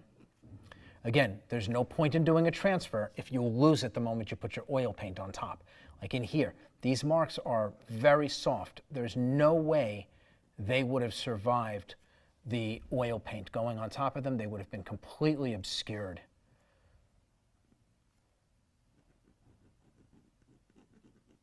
Again, these are arguably critical details. You're talking about the eye. You need to know where these things go. And again, like I'm saying, you need to know. If you lose something, it's not the end of the world. You just take your time, use your photo reference, and figure out where it goes. There are a ton of landmarks that will be down in your transfer that you know are exactly where they belong. So as long as you're using those to figure out where the missing marks belong, you know, as long as you don't panic, you'll be able to figure that out. It's not really a big deal. And again, you know, if you have experience working from life, it will make you a lot more confident if you do lose a mark somewhere. If you're not accustomed to it and you're only accustomed to working from photographs and you haven't trained your eyes to see things, to be able to make these comparisons and figure out where stuff goes, then yeah, I mean, it's going to shake you a little bit if you lose a line. And you don't want to be there. You don't want to be, you know, in your painting panicking because something got wiped away along the way. You want to be confident that even if you lose something, right, the transfer is not meant to take the place of skills. It's meant to just make the road a little bit easier to travel for you. So you don't have to worry so much about proportions while you're trying to move through the painting, right? And again, this is more of a commercial approach. This is business. I need to get a painting done. If this shaves off 10% of the time to make a painting, let's just say it does that. That means every 10 paintings I do, I'm able to do one extra painting. And if you think about them as paychecks, every 10 paintings, I get a free paintings pay out of it because I can do an 11th painting in the same amount of time. If I do 20 paintings a year normally, and I can shave 10% off, that means I do 22 paintings. That's good, right? So from a business standpoint, transfers make a lot of sense, right? Again, a lot of people will argue you shouldn't do this, but it really doesn't make much of a difference. The old masters would do drawings, hand-drawn, this big, and then they would create transfers and blow the drawing up using a grid system. They use a pounce they'd perforate the paper and put the big paper up on top of the canvas, and then they'd pounce it with lead, and that would create like connect the dots on their drawing. Yeah, it was their initial drawing, but in the end, the painting was done using a transfer. So again, you know, if you're going to build a transfer, make sure the transfer is everything it needs to be a benefit to you all the way through the process, right? Don't no half measures. Do it so that it is a benefit to you all the way through. You want to make sure that it's dense enough, that it's clean enough, that it only gives you good things to work with. So at this point, we're actually going to grab a camera, going to go outside. I'm going to spray fix this. I need to grab a can of fixative. So if you want to grab the camera, I will grab fixative.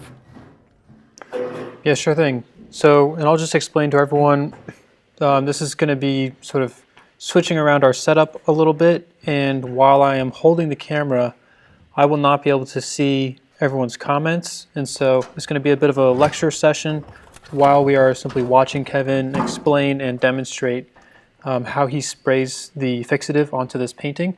So you can either drop the questions in and I'll check them out later, or you can wait and hold off and answer the questions once we come back to this setup. All right, so I'm going to go ahead and grab the camera now.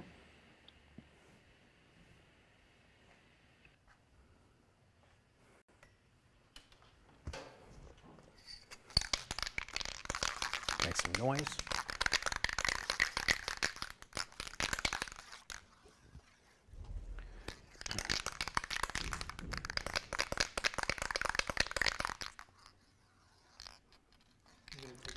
Yeah, no, just this. Well, we have to take the audio with us. Oh, okay. Yeah, so we'll just take Just take the whole thing. I'll get this chair out of the way. Okay. So while we're going here, so can of fixative, we're going to take this outside. You don't want to spray it indoors. I'm just going to show you how we spray this. It's going to lock the drawing down. The drawing's not really going to go anywhere anyway. But when we put oil paint on top of it, a little bit of rubbing, it'll come right up. So we're going to lock it down with fixative. And then we'll come in, we're going to do that passive oil, and then we'll be done for the night.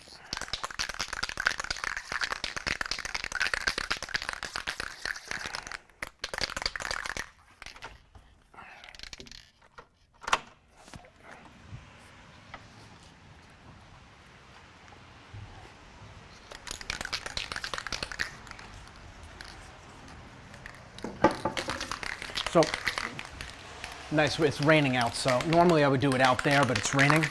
So, I'm gonna just mist over the painting. I don't want the painting to get wet. I just want to create a bit of a mist.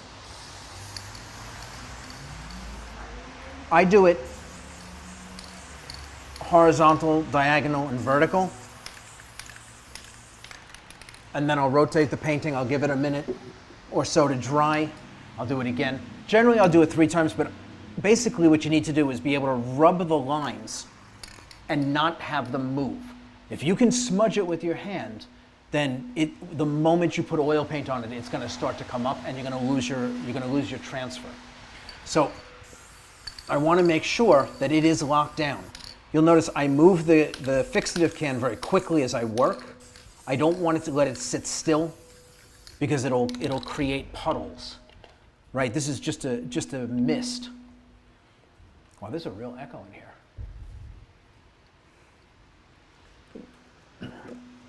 Now, you'll notice I'm rotating it. Now, for a panel, it doesn't need to be rotated. I rotate it when I work on canvas because the texture of the canvas, if I'm spraying always from one direction, the texture of the canvas has tops and bottoms. Right? And so it's, the surface is kind of like puckered. And so if I'm only spraying from this side, I may not be getting underneath. And so I rotate it, for canvas.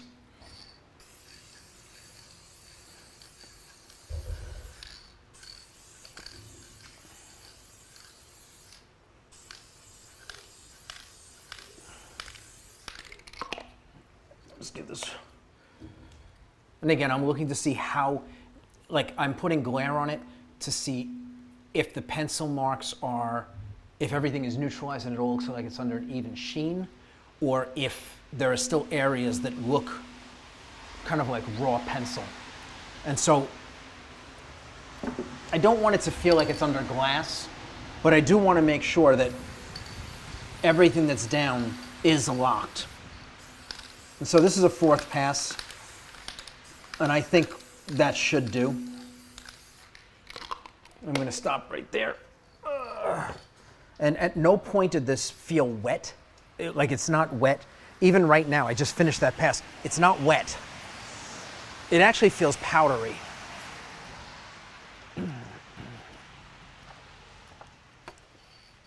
Yeah, so it actually feels a little bit powdery. It's not wet. If I kind of lingered over it, it would have puddles, and it would be pretty awful. And it's already dry, It's pretty much ready to go.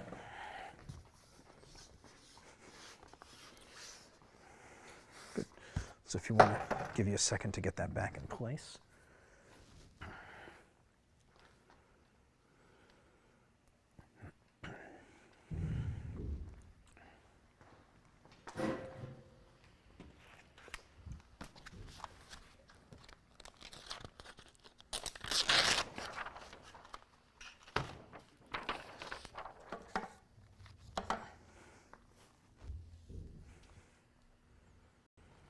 Okay, all good?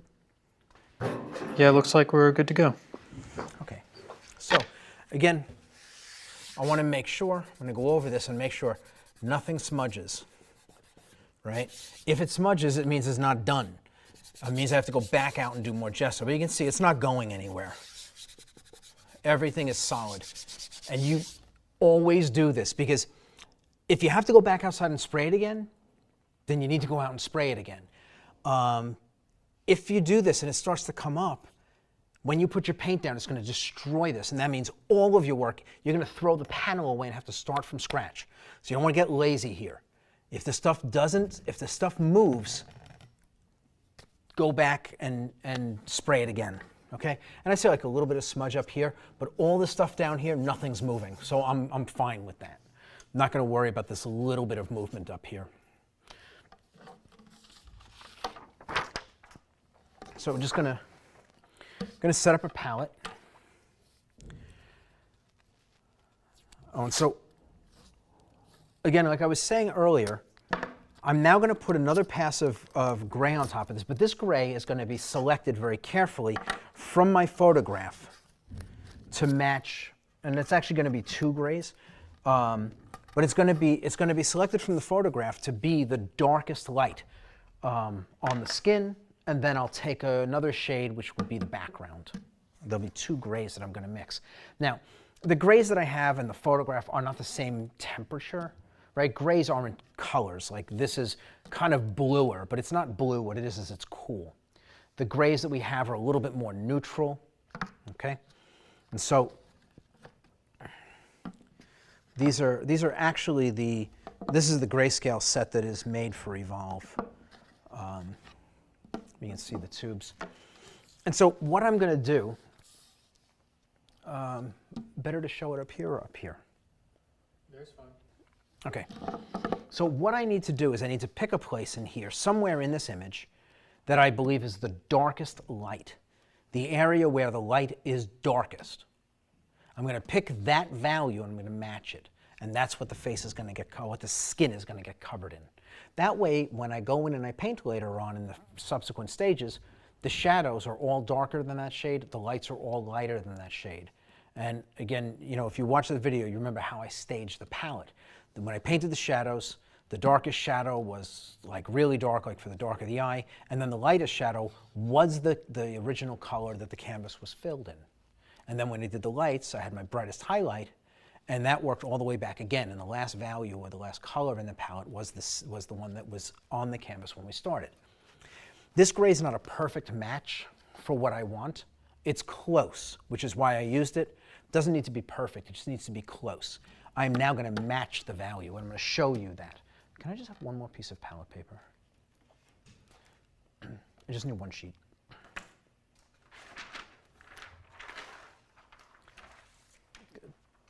Thank you. So I'm going to cut a little swatch.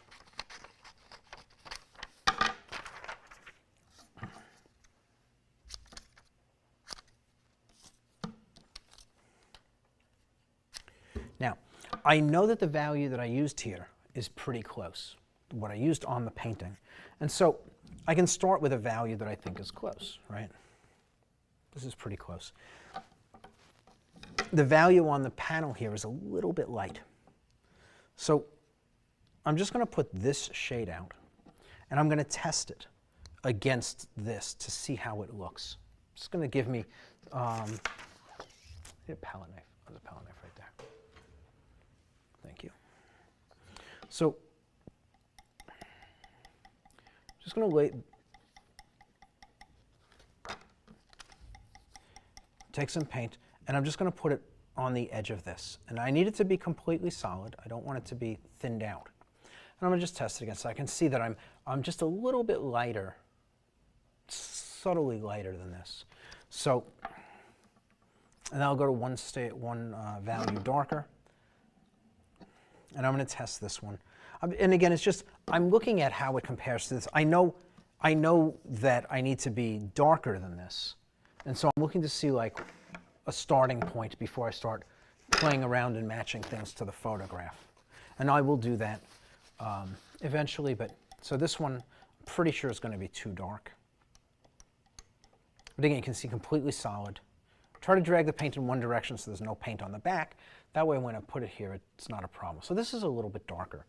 So I know that the value that I'm looking for is a little darker than this, which means it fits between these two shades. In the photograph, and I did this with the color image, so I know exactly where I grabbed the value from in the colored image. And so I pulled the value from right in here. Not right up against the shadow, but from right in here. And not only did I pick the value, but I matched the color. And so I'm going to grab this value. So I can actually take these two swatches. I can lay this down, and I can see, again, it's much lighter. It's much lighter than the shade that it's sitting against. This one is going to be a little bit darker, probably, right? So you can see just a little bit darker. Not much. Actually, this value looks really close. Like as I do this, I squint my eyes, right? I close my eyes a little bit, and that's going to obscure the edge. It's going to neutralize a little bit. And so here I can see, if I squint my eyes, I can see that there's a dark edge in the photograph against this. As I slide this over, about right there, it becomes a perfect match on that edge. So that's actually probably a good value. So I can use this straight out of the tube. That's what I'm going to do. That just made my life really easy, unexpectedly really easy. I need to grab, can you go over and grab a bottle of medium? They're over near where the sound equipment was, the ones that have the alkyd in them. Okay? There should be a whole bunch of them sitting on the table there. The bottle of what? Sorry. The blue bottles with that, with medium. Yeah, so I'm going to use a mixed medium that I make here, which is 5 parts linseed oil, 1 part alkyd, and all it is that it's not as oily. It's a little bit stickier, a little bit. It stays opened and pliable, easy to paint with for about 3 hours, but it dries bone dry overnight. Thank you. Right, and it's a little bit yellow. It won't make a difference in the paint. Right, so this is going to be my value for the skin. I also want to match the background, right? And so again, like I can see right away, I mean this against the background, not even close. It's way too light. I'm going to go to the darkest shade we have, and I may just stop here. I don't think I'm going to go and grab black. If we need something darker, I don't think I'm going to bother. I'll just stick with this.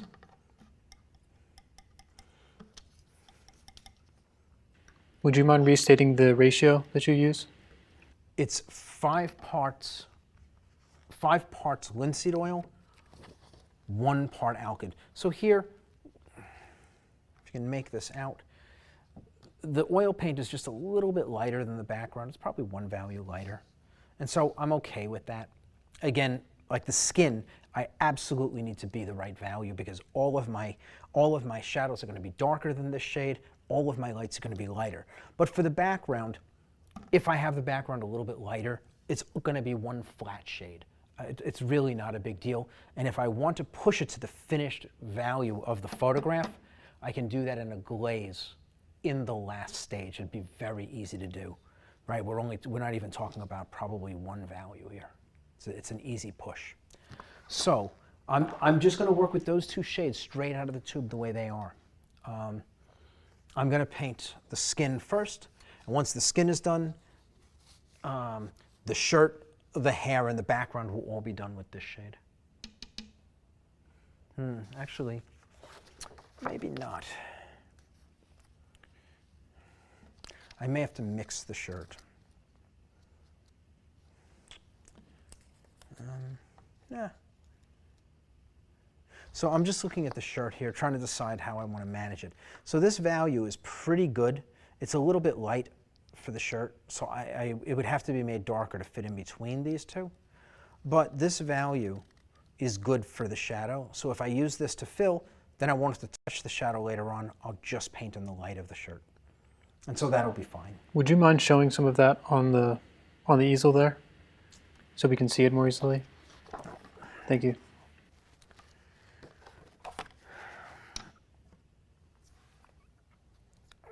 Tape this up.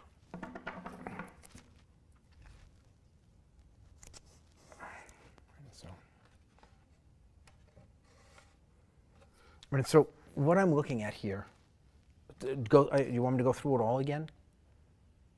No, it's just like the last little bit. I think it should be fine. So here, I'm looking at the shirt. Like this value is darker than the lit part of the shirt. Not a lot darker, right? This is my darkest shade right now. And it's lighter than this. Arguably, it can fit in between this edge. So when I do my shadows, I could possibly leave it this shade, or I can just push it a little bit darker with a glaze. And then I would do in my lights. And again, it's the same thing. Like in the color painting, I made this really dark. It's the darkest thing in the painting, really. And so if I use this shade if I fill in the whole shirt, the background and the hair, when I come down to this edge later on, I would leave this background alone and drop in a darker shade here as when I put in my shadow, and all of a sudden I get that very subtle jump in there. Right, but you can see it's really close here. So this functions as a value that would go between the shadow and the light, but it also works for the background for now. And again, I'm not being absolutely perfect with the value selections outside of the face, because again, the shirt, if it's a little bit off, no big deal. The background, if it's a little bit off, no big deal. The face, if I want to get the values right, if I want to get it to look right, I have to get that value that sits right in between the shadow and light perfect. It's funny, we got all this prep stuff. I have no brushes. You want to just grab a couple of brushes from back there for me? In the bin down below is a couple of the angled, like 3/4 inch, and I'll take a couple of 10s up above. Anyway, so anyway, so many different things going on. It's hard to keep track. You would think it's a painting I'm doing. I'd have brushes, right? But basically we've been bouncing around, and so we lose track of what we're working on. While he's doing that, I'm going to lay out paint. I don't know how much I need. I mean, that should be more than enough. This paint is going to get thinned down a little bit. I do want it to be dense, but the beautiful thing about having put this down is that this paint doesn't have to do nearly as much work. If this were being put on a white panel, I would have to really, I probably wouldn't be able to thin the paint down at all. I'd have to use it exactly as it is. Oh, thank you. Great, thanks.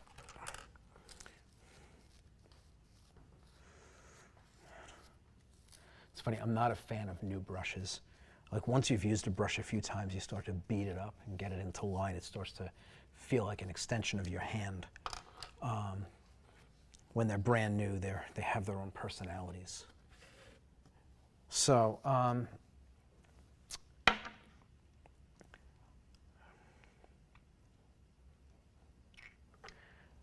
going to get a little bit of oil.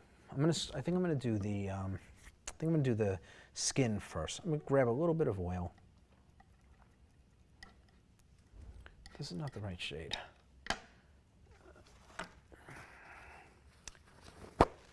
Put the wrong value down. Yes, I'm throwing paint away. It's a good thing I caught it before I started painting. Where are we? Ah, there we go. That's what I wanted. And again, I'm just looking at like how much ground I have to cover, and the paint's not going to have a lot of oil in it. It's not going to be thin and runny. It's going to be pretty dense. It's got to cover the lines very well, and it's got to be even. Now, when you put medium in it, it tends to get just a tiny little bit lighter. I want to mix this thoroughly. I don't want there to be any excess oil floating around. I want this very, very well mixed. Grab this as well. And again, I can feel the density under the palette knife. I'm going to just push it around, keep adding oil to it until it becomes the density that I want. Because then again, I don't want it thicker and thinner on here. I want it to be one density to the degree that it can be. So enough that it gets the panel to the exact value that I want, and at the same time leaving enough of the lines exposed that I can do my painting on top of it and it's not a problem.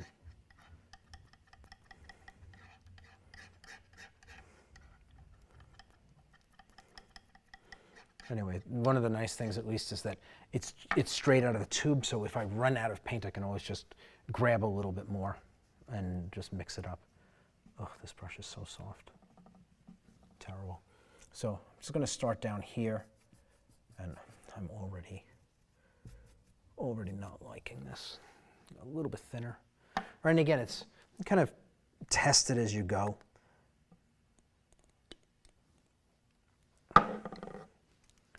I'm finding the paint is too thick and I'm completely losing my lines.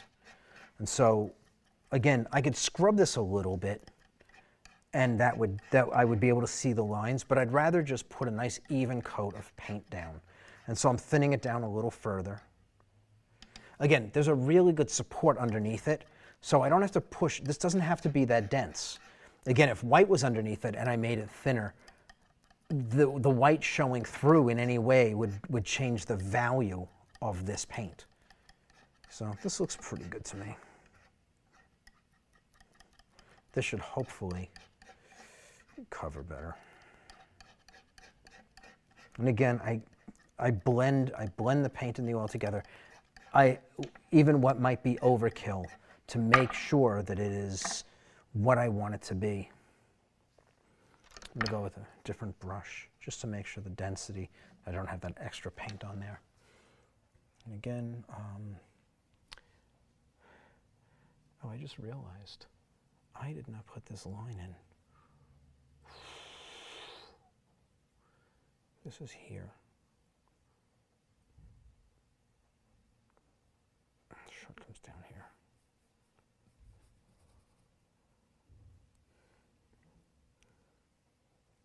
Yeah.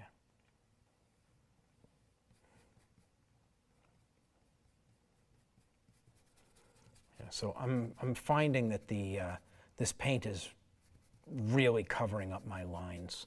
I'm gonna have to scrub the paint a little bit. I got to get up for a second and get real brushes. These brushes aren't going to cut it. They're too new and they're in need of a little bit of beating up before they're going to be effective for this.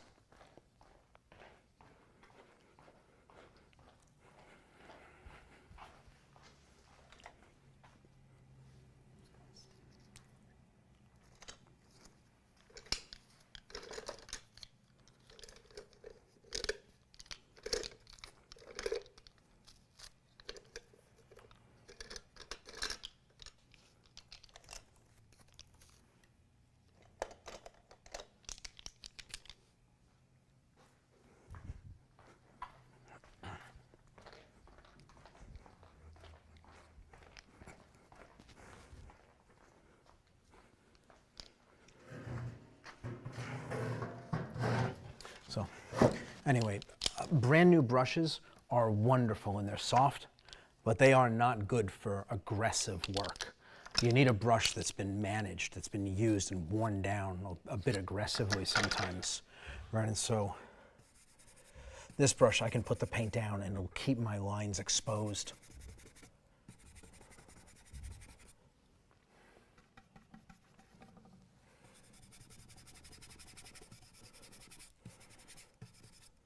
And again, even this, I'm still thinking, I can see lines, but I'm thinking I may even thin the paint down a little bit more. I can't tell. I don't want to lose my drawing, you know, obviously. The whole point of the drawing is, yeah, I mean, I'm going to thin the paint down tiny little bit more. You know, this is one of the one of the things with Old Holland paint. I mean, this stuff is so densely pigmented. It goes so far. Like, I thought that, like, thinning it down to the degree that I did, that I was even worried about it maybe being too thin, and it's still so dense. There's so much pigment in this paint. So even as much oil as I put in it, it's still so thick and so solid. And like, you hear me talking about, I talk about Old Holland all the time because I mean, I just love the paint. You just don't realize, like, until you work with it, you don't realize just how incredible the stuff is. Here we go, a little bit more.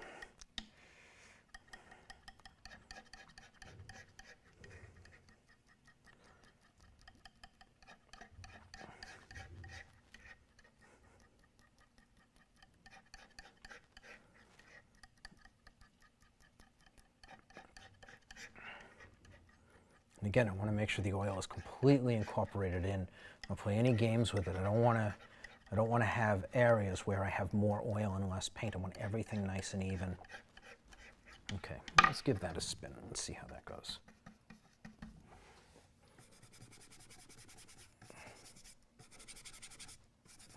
Wow. Still, the coverage is like ridiculous.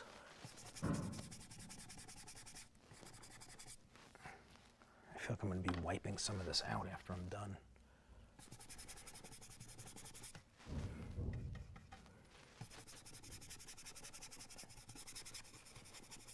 Right, and this is the thing, like, if you didn't fix this thing properly, this kind of scrubbing will take your drawing right off the board. You know, in truth, I'm actually a little nervous about that at the moment, because I tested and that some of the paint actually moved. I mean, some of the pencil actually moved. So I'm a little bit worried at the moment that maybe I should have been a little bit more conscientious like I told you to be. So here, I'm going to push this out a little bit past the boundaries of the skin, and then I'm going to use the other shade, because it's going to be a bit more opaque, and push back in and blend my edges. I'm just going to push this up in here. All I'm just trying to do is just kind of spread this out so I don't have this abrupt edge at the bottom. And I did it in the other painting as well. I'm actually, like I said, I have it sitting over here, so I have it as reference.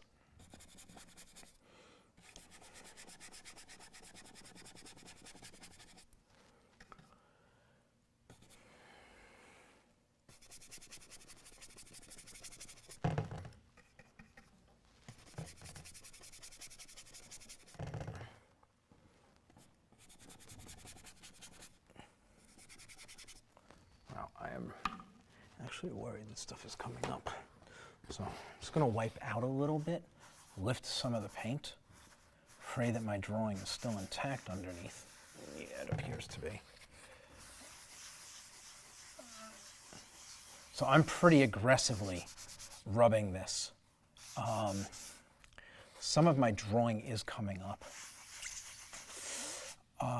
It's okay. I'm not going to sweat it too much. I mean, I want to just get this down to a place where you can see it. And again, this is, again, one of those things like I don't usually do this, so I'm figuring it out as I go. I didn't expect this paint to cover so aggressively. Again, I should have known because the Old Holland paint is so strong. But this is fine. I can make out pretty much everything I need in here. Yeah, this is lifting just a little bit. So again, much like the advice I gave you, you should make sure you fix the thing properly so it doesn't go anywhere. I've got a little bit of the image being lifted. Not a big deal. I'll be able to work with that. And I've gotten out a little bit past my edges here with this. So I'll be able to then push my background in against this. And again, I want a little bit of a lighter edge up in here. So I'm putting this in, I'm going to put the background and blend the edge, and that'll give me a light edge against this dark when I put it in later on. And again, I'm just looking at it how I handled it on the other piece, on the color piece. Try to mimic it a little bit.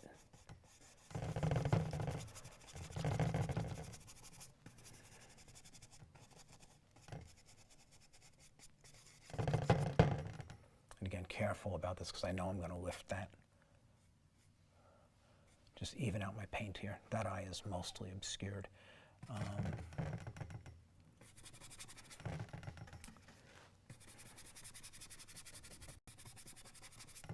right, now I'm just going to move over to my darker shade. Again, I'm going to thin this one down. I think I'm actually just going to push. I'm going to do the hair with this shade. I think because I'm going to lose this. If I fill it with a darker shade, I'm going to lose it entirely because it's not really fixed properly. So that'll be good. And when I actually paint the hair in, I'll have to just do a little bit more work over there. So, but that's good. Okay.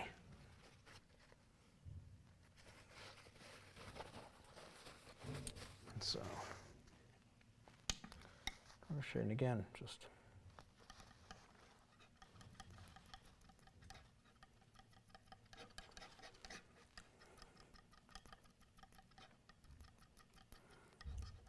Now this shade, like everything is going to be flat. For the most part, I can use a softer brush for this. I'm not worried about anything showing through it. In fact, I want to make sure nothing shows through it, except down here in the shirt. And again, I'm a little bit sloppy over here. I'm not worried about this stuff.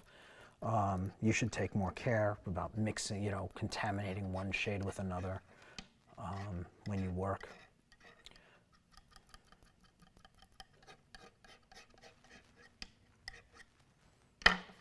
So.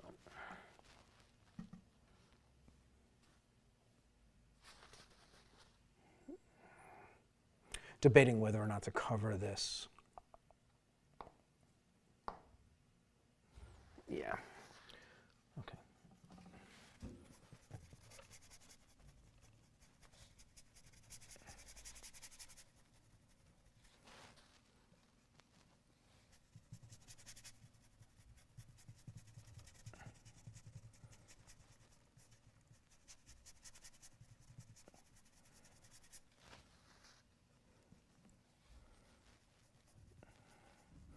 It's funny, I don't know why I even bothered putting the little flyaways in, because they're just going to get completely covered now. All right, so I'm just going to bump up against the edge of these lighter shades. I'll blend them afterwards. All right, and since we push the shadow up against the face in the last painting at the end, I'm actually going to push this paint in that way to start.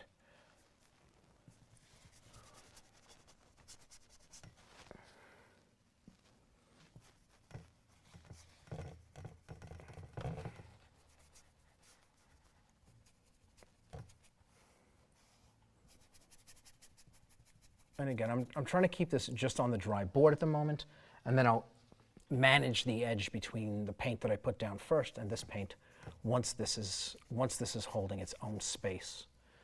That way I'm leaving this uncontaminated, and I'm only going to play with the edge. It's shaking so much.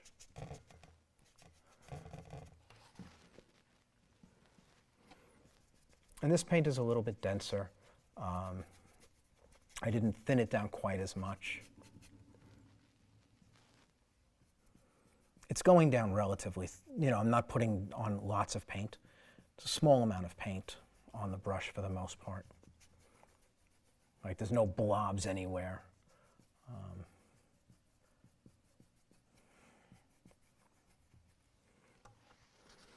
So the shirt, I want to thin this down a little bit for the shirt in here and in here, just so that I can see the lines.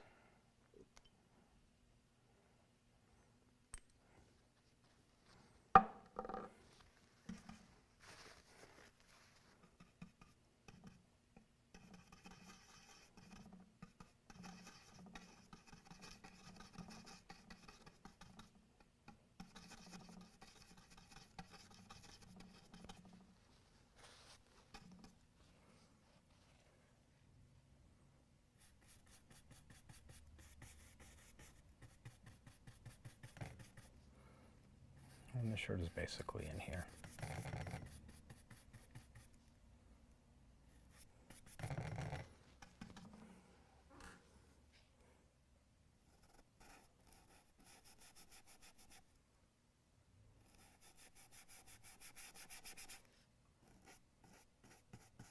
Question, Kevin.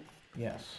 So the shadow on Carly is painted all over her except for the light areas? So that's the question there. Can you kind of give an explanation of how you're going about this? Shadow, I don't understand the question. Yeah, so I think she's asking, you're using the shadow value that we use in block 1 for specific things, and then you're using this light value in other areas. Can you kind of explain, like... Okay, so Yeah. for starters, what I'm doing is not a block 1 or a block 3 or block 5 thing. What's written on the tubes for block 1 helps you to understand how the paint is applied, like where it goes. I'm looking at these grays simply as grays. How dark or light they are doesn't matter to me, whether it says on the tube that it should be a shadow or a light. None of that matters to me. I am simply looking at them as shades of gray. And later on in Evolve in the program, you will be told to do that, to no longer think of them by the titles that are written on them, but to start thinking of them purely as how dark or light they are. That'll happen in block 4. So for me, what I've done is I've put down the value, I've covered all of her with the value that matches the darkest shade of her skin in the light. So what you would think of in block 1 as the buffer between the shadow and the light, the value that holds that space where the shadow and the light meet, it is the darkest version of the light. That's what I matched when I mixed this first shade, and I filled all of her with that. The other shade, the darker shade, is an approximation of the background. So I'm just, and again, it's not a perfect match, but it's close. The one that I use for the skin is a perfect match. It's absolutely spot on. But for the background, I approximated it. I don't feel like adding black into this. I'm just going to work with the grays we have. But the grays that I'm using, I'm thinking of them purely as value, not as shadows and lights, the way that we teach it at the beginning of Evolve. And again, like I said, you get further into Evolve, you'll see we change that. And we say, okay, no, we don't want you to think of them the way that you were before, but just view them for how dark or light they are relative to what it is you're painting. And that's all I'm doing here. So now that I've got this down, you can see like the shirt's a little bit muted because the brush had some of the lighter shade in it, which is fine for me. I'm not really worried about that.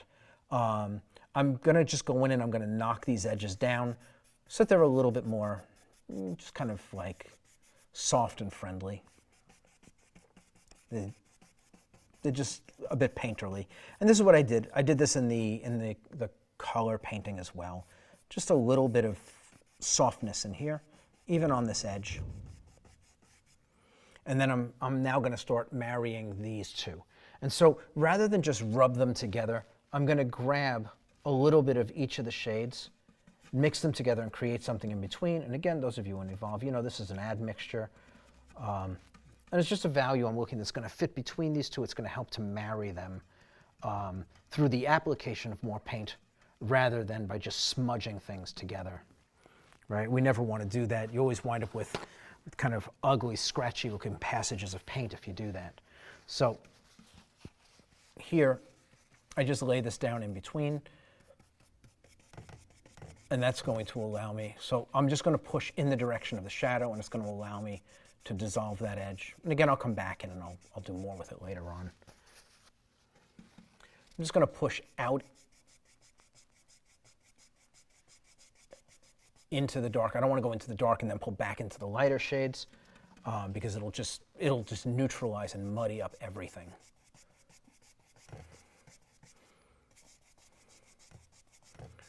Again, I'll grab a soft brush later on and just feather this stuff out. Got a question here. Yeah.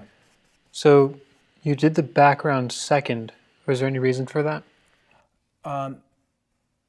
Well,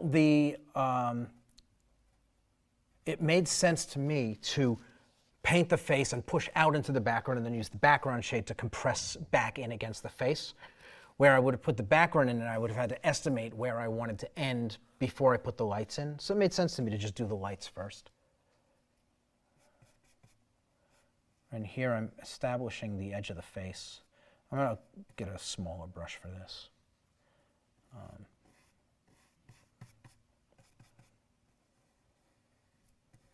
And again, I get pretty close, but I don't want to mess with that edge too much. Just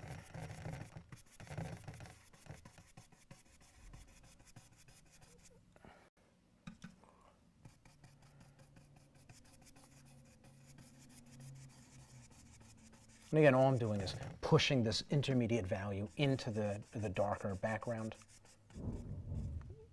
Pull it up against the hair in some places. Again, so I'm shaping it.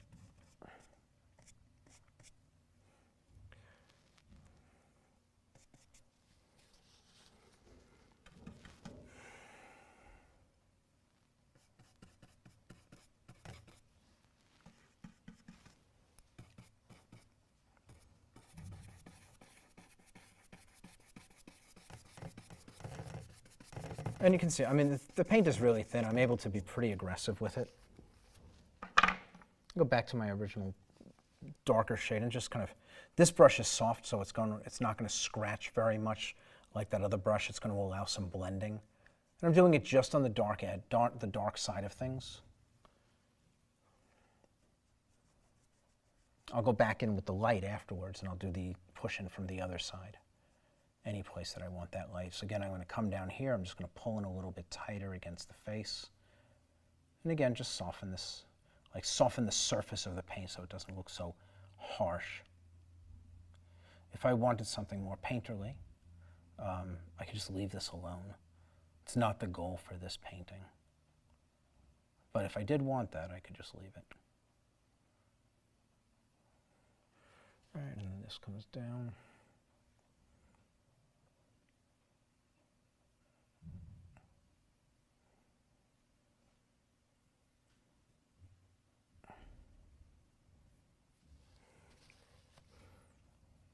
All right, so the softer brush, again, this is the brand new brush. It blends everything easily, and it's got such a nice soft feel to it.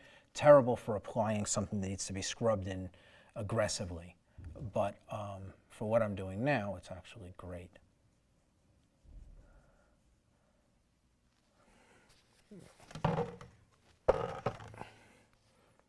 Right, and because of the additional value that went in between, these passages become really kind of almost like buttery. There is a softness to them. There's a richness that is only here because of the additional value that I used to marry. If I just scrub these together, it wouldn't be anywhere near as rich as this feels. This actually already has a glow to it. Because of that additional value, I added more paint in building the gradient, that fade. And so the painting looks richer for it. I know a lot of people, they think you just smudge. You could have a value 10 and a value 1, and if you just keep smudging them together, you get a gradient in between them, but it's the ugliest thing in the world. It just destroys the beauty of a painting. And so getting those intermediate values in between makes the painting elegant. Never shortcut the process of making gradients. Like you always pay for that with a mediocre finish. Question for you, Kevin. Yep. How do you approach the details in the hair, like these wispy parts? I have to do this painting soon, and it seems intimidating. So this is a student who is going to be doing this painting in block 4. Yes. So what advice would you give? After everything is in, you just kind of take a small brush, thin the paint down, and just almost like a pencil. The paint should be thin enough that it flows off the brush. Go and watch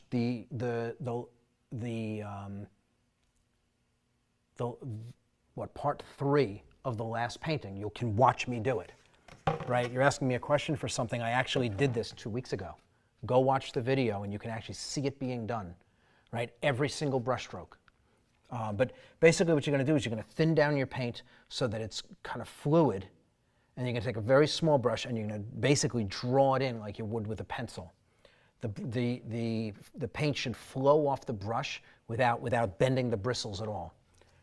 And you should have like point brushes, very skinny brushes that come to a point, not the filberts, but the round, they're called rounds. That's the brush you would use.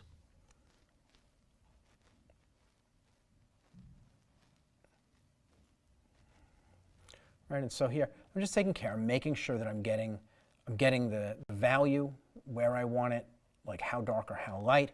I'm making sure all of my edges are soft if I want them soft.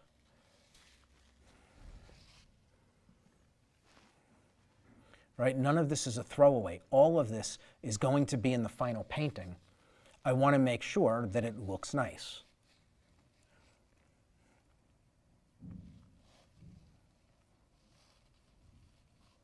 Right, and so I'm able to stylize this a little bit at this point if I want to. Right here I'm just establishing the edge of the shirt a little bit with this darker shade. Marrying it to the background at the edge.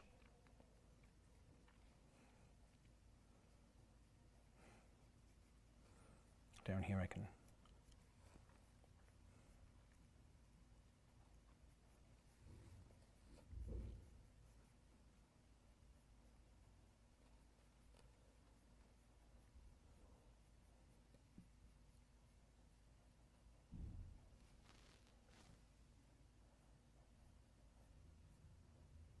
and again, like a lot of this stuff is going to get overwritten in subsequent passes, but I can establish these values so that I do less work. The paint doesn't have to do as much, doesn't have to be as dense in order to cover in subsequent passes if I'm getting a really good solid pass here.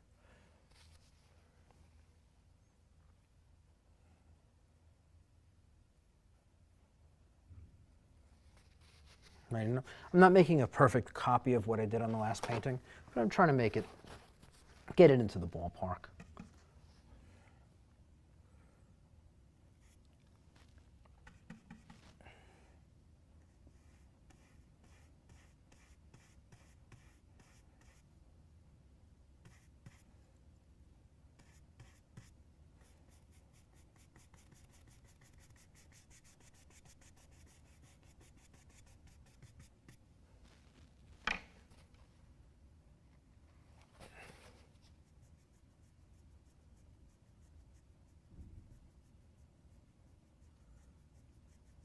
And just leave that edge. Dissolve this up in here. This is good and dark now. I know everybody loved that in the last painting. So on the other side now, I can go and get back into my lights. So over here, I'm actually going to grab a little bit of, so I have my darkest shade, I've got my lightest shade, and I've got the intermediate. I'm actually going to create one between the lightest and the intermediate. And that I'm going to work in here with.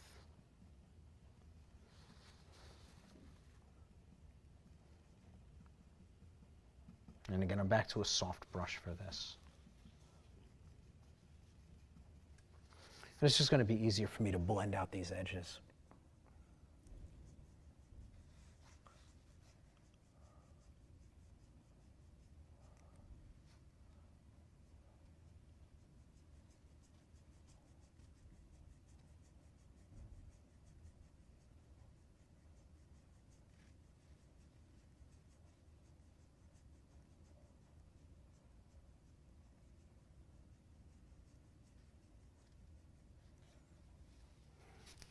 There was a little bit of light in the background.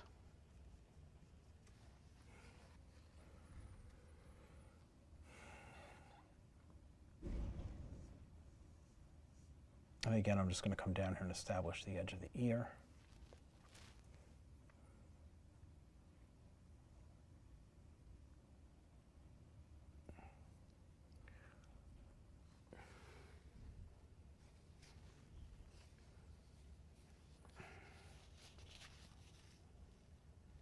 Something doesn't look right to me.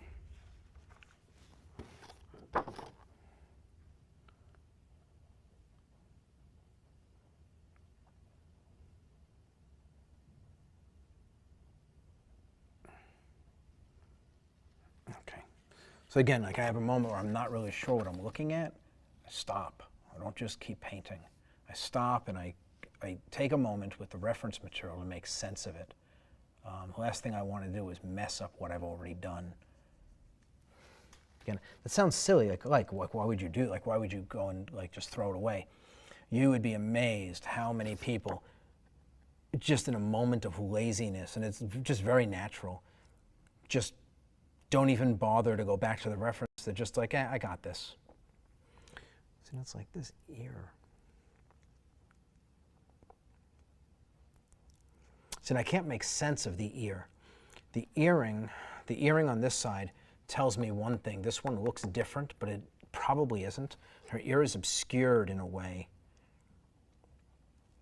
And so I'm going to take advantage of the fact that I can see this ear, and I'm going to assume that they are the same,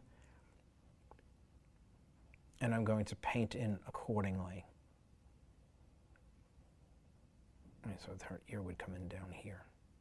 I can't see in the photograph, but I have to assume that the ears are similar, and that earring, that it's a pair. And so I'm using that to decide what to do over here.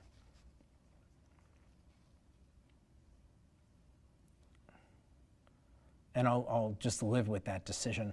When I put in the shadows, I'll take another look at it again and see how I feel, if I want to stick with that or if I want to make a change.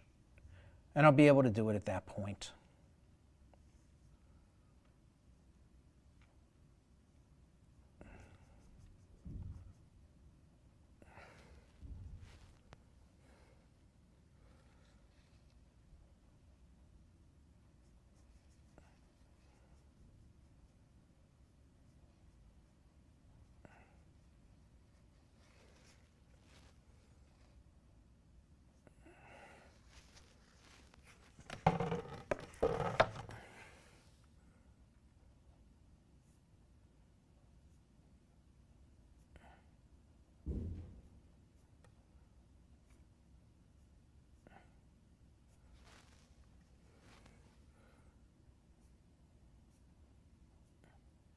Just so you know, Kevin, we are coming up on 10:40. Okay, I'll be done in about 3 or 4 minutes.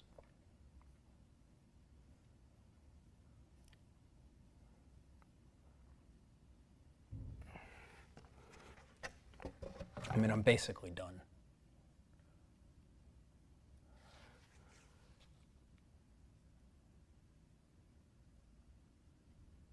And I'm making sure I'm not leaving any gaps between my pencil lines.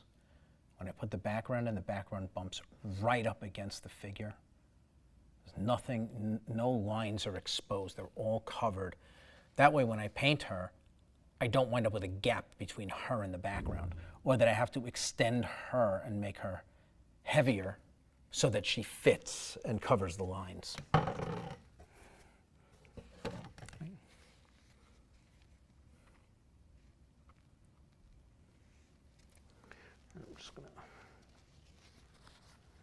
Wipe this brush and blend out a little bit more. I'm going to go back in here. I have a little bit more I have to do over there, but very gently just take out any brush strokes that are here. And again, I don't have to take every brush stroke out. I can leave them. Makes the painting a little bit more painterly. But again, because we did the other one so smooth, I want to mimic that in this piece.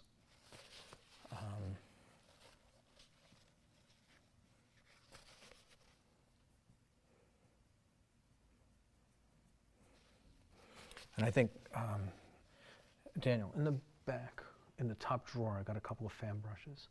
You can just grab a couple for me. I want to just kind of polish up the surface of this.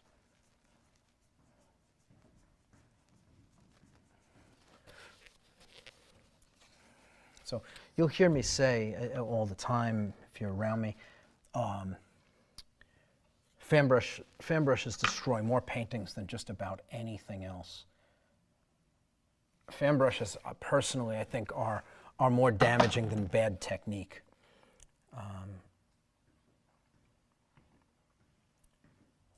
we do this, and you know, the problem with them is that they're kind of addictive and they always want more. That's all I need.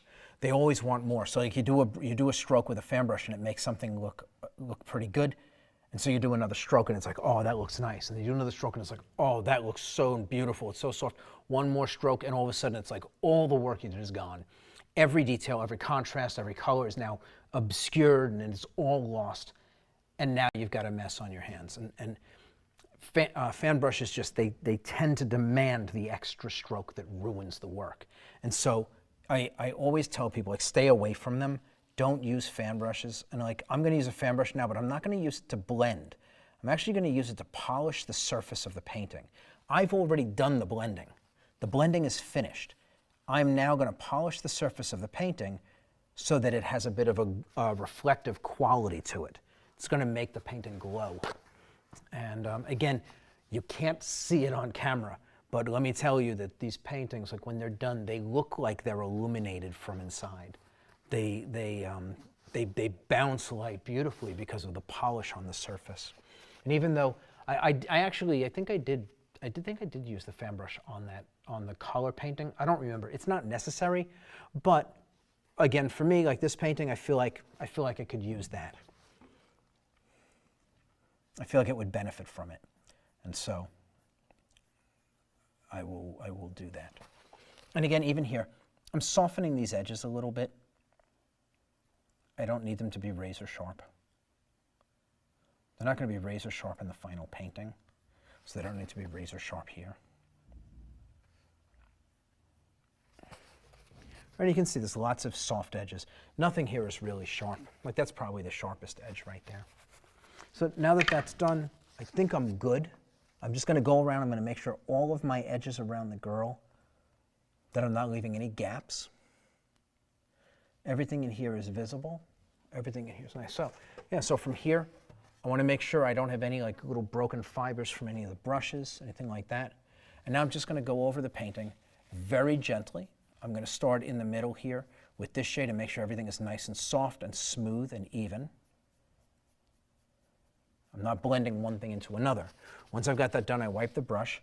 I'm now going to work in here and here, and then I'm going to work slowly up the scale from my lightest to my darkest. And again, just want to make sure if there's anything in the paint, anything that I don't want in here, that I'm dealing with it. If I want this edge a little soft, I just soften it a little bit. Kind of get in here.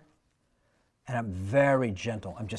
You'll notice the bristles barely bend under my hand when I do this. They barely bend. I'm not leaning on this, just barely skimming the surface of the painting. So again, I'm now going to run up this edge. I'll kind of go around that outer edge, and then I'll start pushing out into the background. And I'm bumping up against her, kind of half in her and half in the background, just to make sure if I have any ridges that were, see, I just found an errant hair from the brush when I applied. I just want to make sure that if there's any blobs of paint or if I missed an area accidentally and I don't see it, that it's dealt with. So like, this seems awfully harsh to me. So I'm going to grab the edge of the brush and so I'm just going to soften that ear a little bit, just a little bit. But now that outer edge is feeling pretty good, nice and soft. And again, all I'm doing is going around and just kind of cleaning up a little bit with this. Again, as I'm working, my eyes are being forced to look where I'm working. I'm finding like little pieces of dust. So I've got all the inside and all of this done. Now I'm just looking at the background.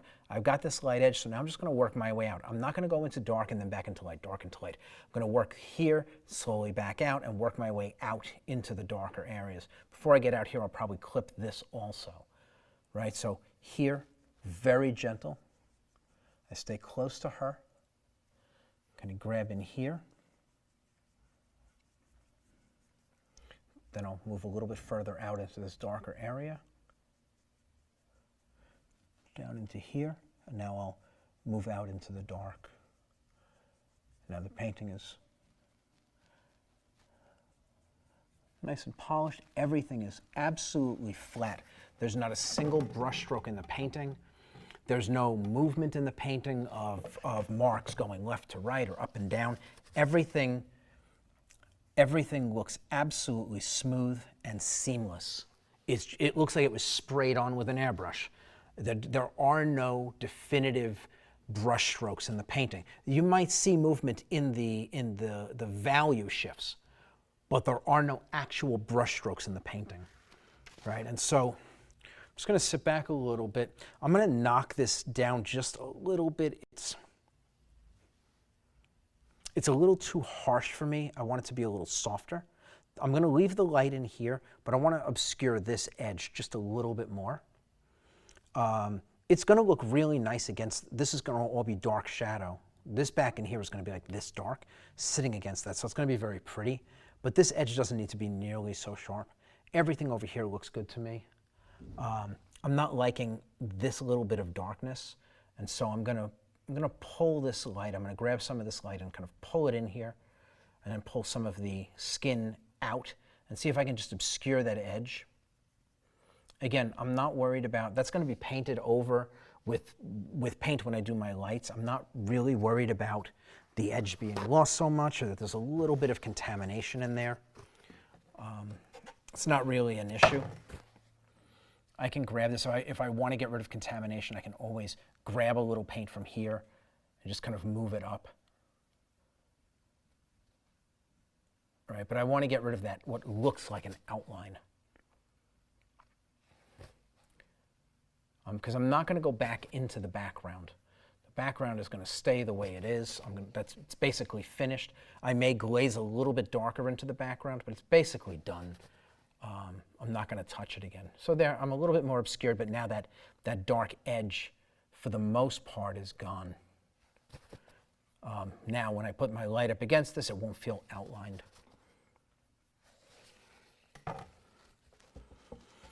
While I'm here, I don't drag this way, dark into light, light into dark. I go against the direction. I want to fade the edge where this and this touch, so I go this way.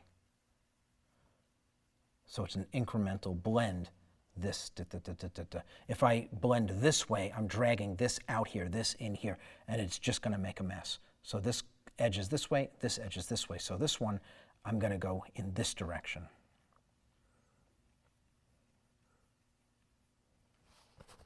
And all I'm trying to do is soften the edge where the dark and the light hit, just a little bit. I don't want it to be quite so abrupt, that's all.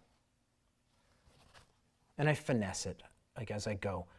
It's not a rote exercise. I'm looking for a particular result. And I'm moving the paint, I'm moving the brush in the direction of the result that I'm looking for. Whatever it is I need to do to get the paint to give that to me. So here I want a softer transition. I don't mind it being a little harsher down here, but up here I want it soft. I want to make sure I maintain that light against the shadows of the hair, but I do want it to be soft out here, so it's not a jump from hair into background, background into darker background. I want it soft, fade. Feel like the background is just nothing but smoke. And so, yeah, so I'm feeling pretty good about this. Looks good to me. Good. I'm just going to hold the painting up and kind of check it with the light, get a little glare on it, make sure I see no brush strokes. There are no brush strokes in this painting. At this point, it is done. The first stage is done. This is actually where you came into the painting, of the color painting. The first day that I worked, this is where we were. And again, I'm seeing, like, as I'm doing this, I see a little hair right here. I don't want that in my painting. If you leave it in, it'll be there all the way through to the end. You'll be signing your painting with that in the painting. You got to go around and clean this stuff up at the time that the paint is wet. So, and again, I'm not seeing anything else. I take a good look at the face to make sure there's nothing in here. The last thing I want is to find out that there's a hair right on the tip of the nose or something like that. Make it very hard to paint around. Good. In here, a little bit of a lighter outline. I'm just going to pull the background, the darker shade in a little bit more. And again, you can see I'm looking for things that I don't want in the final painting. And I'm addressing them at this point. I'm being very careful looking for anything that is not what I want it to be. So that's better. So I got rid of that little halo. There's still a little bit there, but it's not bad. So that's it. I'm done. I'm not going to paint anymore. So this is the first step. This is what I refer to as flats. These are my flats. I got a flat color, flat color, flat color. And then of course I will, like in this case, when I put the background in, I blended it. If this was a much more complex background, I would have picked the value, the fit between the darkest shade and the lightest shade, and that would have been the background shade. And then later on, I would have filled in the darker shades in my second stage, filled in the lights in my third stage, and then glazed everything at the end, just like in the color painting. But since the background is simple, much like I did in the first piece, the color piece, I basically just finished it off here. It's going to stay like this. It may get tweaked a little bit of this or that, but for the most part, it's done. And when I put the shadows in on this, you're going to see her really kind of jump away from the background, which will be nice. So, but that's basically it.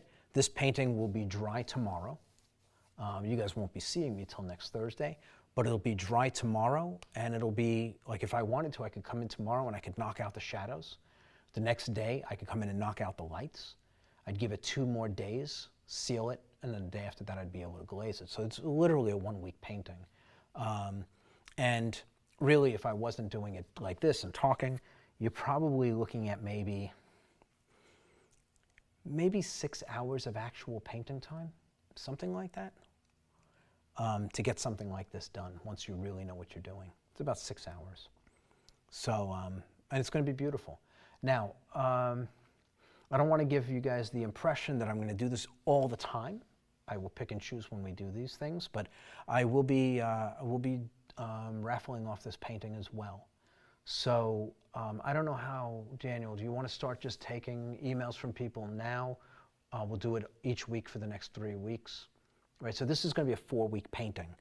Next week I'll do the shadows, the week after I'll do the lights, the week after I'll do the glazing. So I guess you can send emails in and we'll keep your information on file over the next 4 weeks. And then on the last week when we're finishing the painting, we'll do the raffle. If you already won, please don't submit your name. You're not going to win twice. So only people who haven't won before. And so, and again, this is for, you know, you don't have to be in Evolve or anything. If you're here and you're watching, send us an email. Daniel, you can post the email address for them. Yep. Daniel's going to post the email address for you so you know where to send it. If you have a problem and you have some technical difficulties, like I said, it doesn't have to be done today. I mean, you should do it now if you can, but you'll have a chance next Thursday. You'll have a chance the Thursday after. The Thursday after that, we'll do the drawings. So it'll just be the next 2 Thursdays you'll be able to submit your email asking to be put in the raffle. Please, only 1 submission. We're only going to do one name for each person in the basket. So, do we have any questions before we sign off? Give me one moment while I give people the information here. Okay. So one thing that's going to be different for those of you who were on in the previous live streams, this window is going to be open much larger over the course of 4 weeks, as opposed to a quick 10-minute window that we did last time. So you have time to send out your email to us, but please, again, send us only 1 so that it can be easier for us to have a great raffle that's fair for everyone.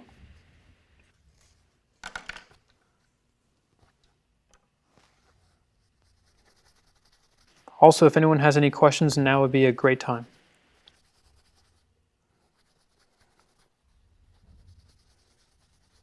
I thought we'd be up to our elbows in questions today. That's good. I'm getting good at this. I answer all the questions before people even think about them. I will say, Bill Brisea, he's been wondering throughout the live chat if he happened to win this Grayscale portrait. Yes. And right as he commented, you started answering that question. So. Oh, there you go. Look at that, ahead of the curve. All night. Anything? Anyway, we're waiting for that. We'll just give it another minute. Again, what I want to do here is I want to try to make sure that everybody who's watching can actually replicate the formula that I'm giving you. It's important to understand that what I'm showing you right now is not an education. This is a series of things that you can do that will produce a piece of art. And if you do exactly what I tell you, the way I tell you to do it, you'll be able to get a really nice result every time you sit down and work. But it's not a substitute for a real education. Those of you who are in Evolve, you understand things that I'm saying in ways that people who are not in Evolve don't. It's still information being disseminated, but for those of you who have been trained in Evolve, or even through Block 1, have a much greater understanding of all the things that we're doing here. And so I would just say that if you're watching this and you're really interested in learning how to make art, like I was talking earlier about being free of the rules, if you're really interested in that, then you need to go out and get an education. Obviously, Evolve is my platform. If you like the way I teach, if you find that how I give this information, that it resonates with you and you're able to make sense of it, we have a lot of other free resources for Evolve. They're definitely worth checking out.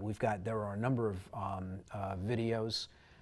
What do we call them? Mini courses, or yeah, mini courses that you can check out, and they're well worth your time. They address different topics along the way. I do some of them. Daniel does some of them. It's going to flesh out your understanding of how these things work. Again, those videos, they are pieces of an education. They're not a whole education. An education requires a lot more. It requires somebody standing over you while you work to make sure that you're staying on the path. But if you're interested in growing your skills, if this stuff, if it resonates with you, and you're learning from me while you're doing this, then you should entertain the idea of joining Evolve.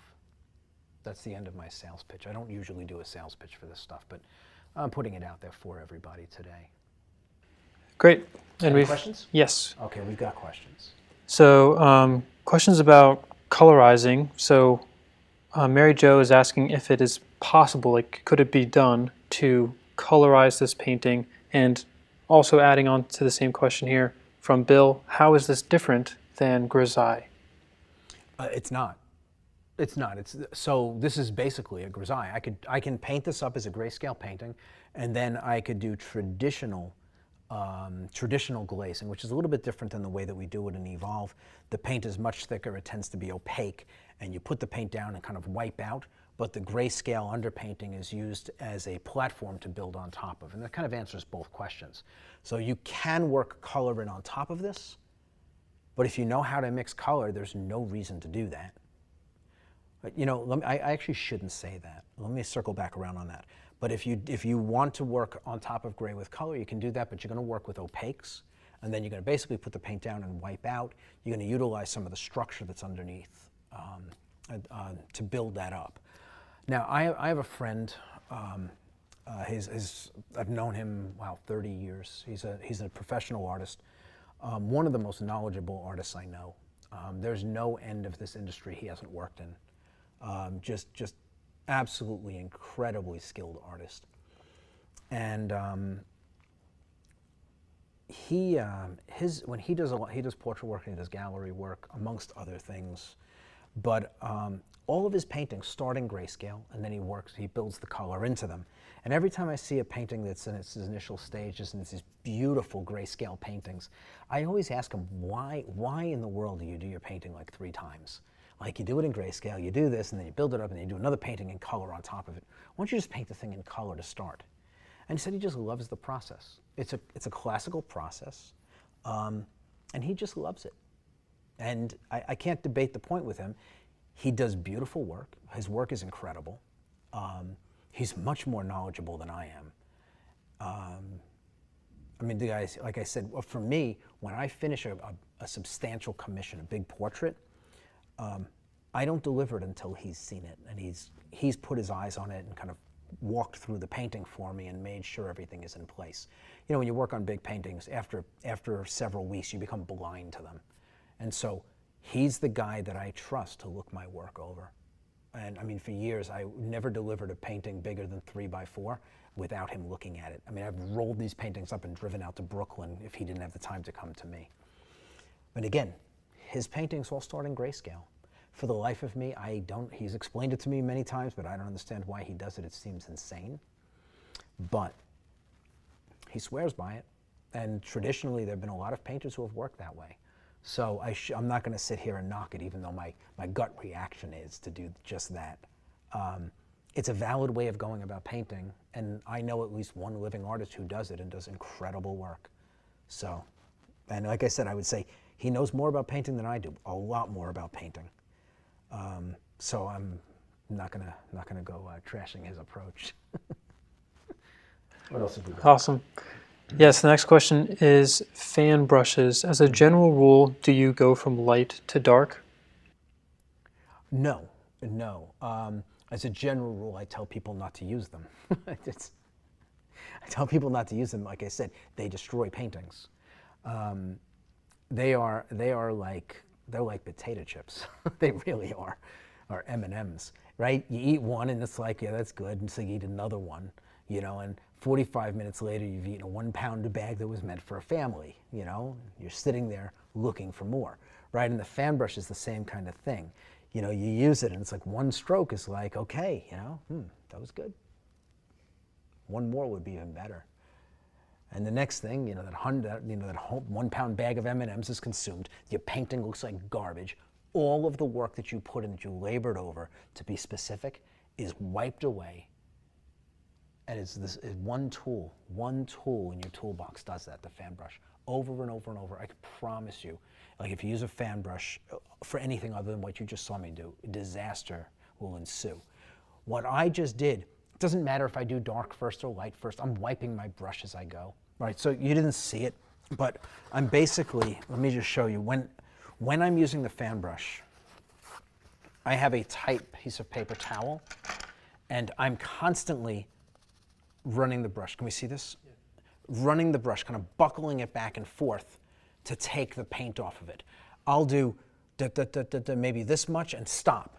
Every time you saw me take the brush away, I was wiping the brush like this, to the point where there was no paint on it. I do that through the process. If the brush starts to get to the point where when I do that, paint doesn't come off, or there's paint coming off and I can't stop it, this brush gets put away, a brand new brush gets taken out. But that brush has to stay clean the whole time, and you can only go so far. I was able to get away with a lot today because I'm working in a value range that's only maybe 3 values wide. These shades are arguably so close together and there's no color shifts. So it's so easy to blend this with a fan brush without it causing problems. Typically, this fan brush is about 3 or 4 times the size of the fan brush I use. You want to give me the small brush? So when I use a fan brush, if I'm going to blend something, that's my fan brush. This is actually a bigger one. This is 12 zeros. I have a 20 zero brush. It's very small. It's maybe about that big. And that's what I use because it's a controlled tool.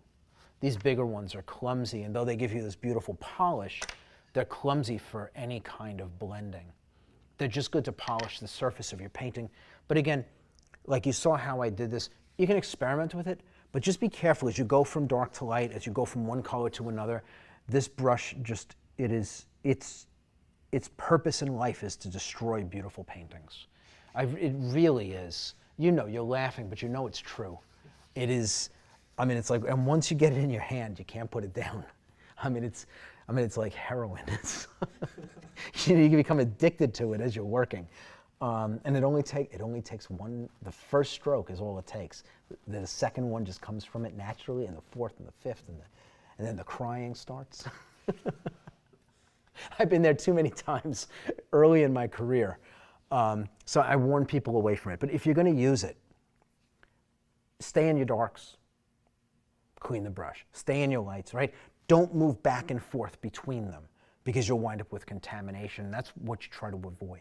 Also, don't do too much with it because it will really, all joking aside, it will obscure any particular mark you put down. And also what it'll do is it'll cause the paint to migrate, right? So let's say you have a line right here and you fill a shadow here and a light here.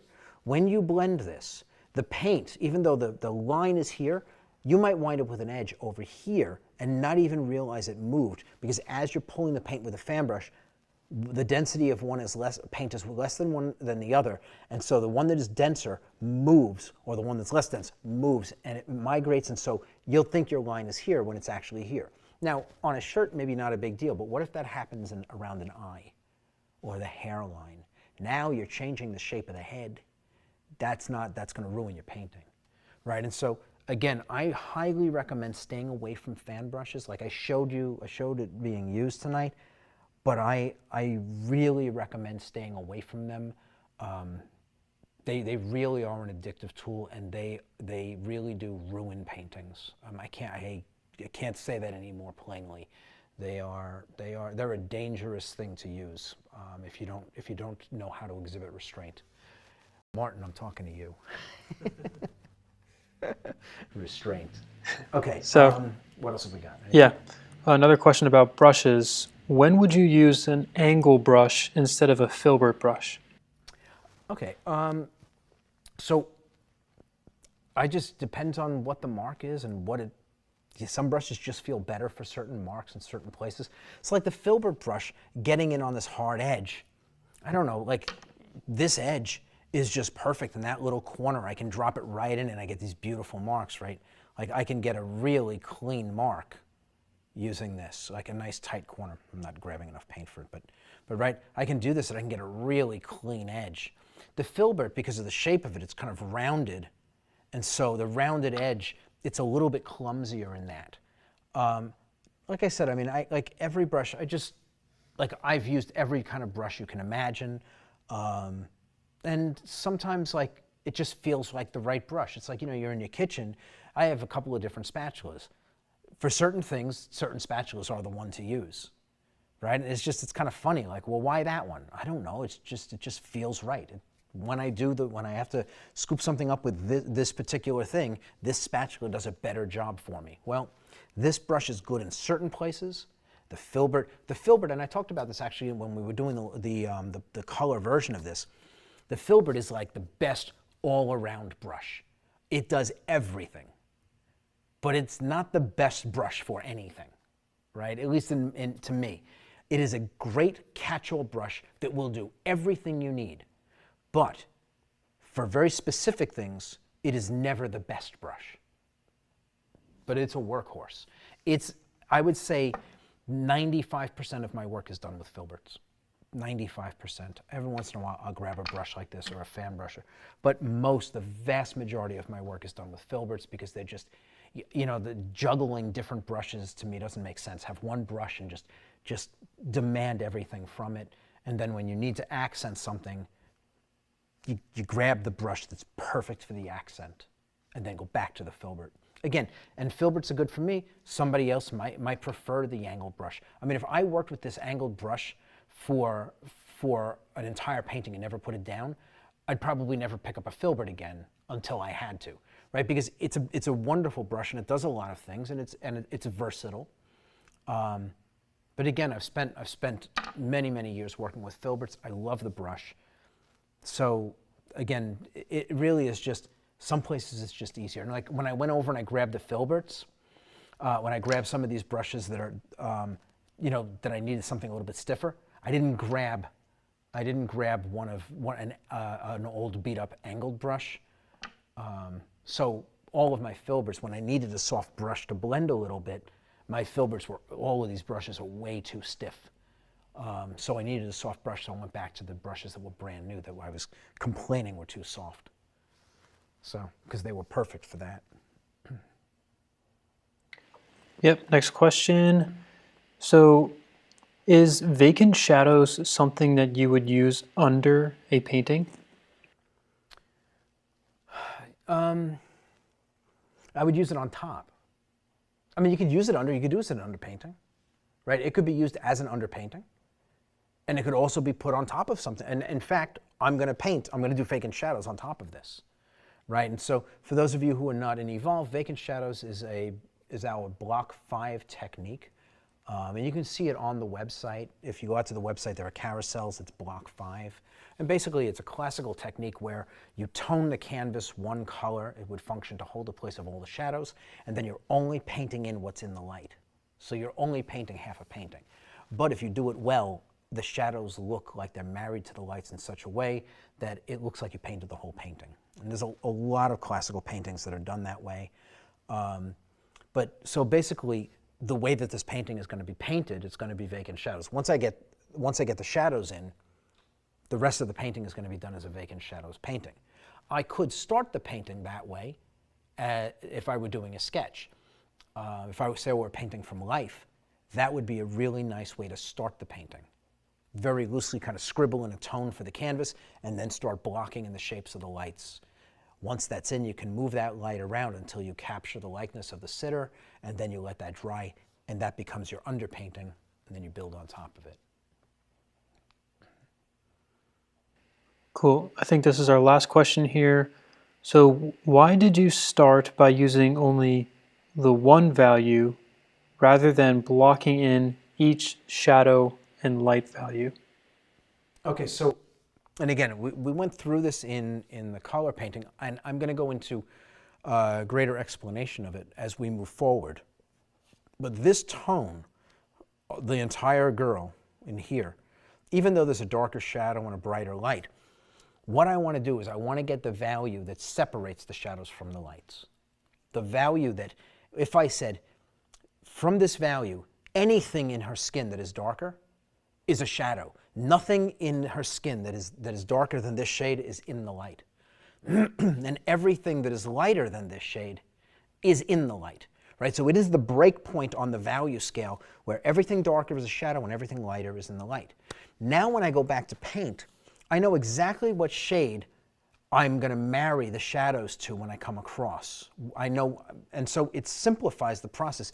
It allows me to do a painting of shadows and marry it to this, and then do a painting of lights and marry it to this as well through that single value in the place where the shadow and light meet. Okay? And so I'm getting to do two distinctly separate paintings, one that is shadows and one that is lights. And what that does is it prevents contamination. You don't, most of the time people who work with oil or who are painting in oil that aren't well trained, what happens is their shadows wind up contaminated with their lights, and so they're kind of muted and murky looking. They're not rich and dark.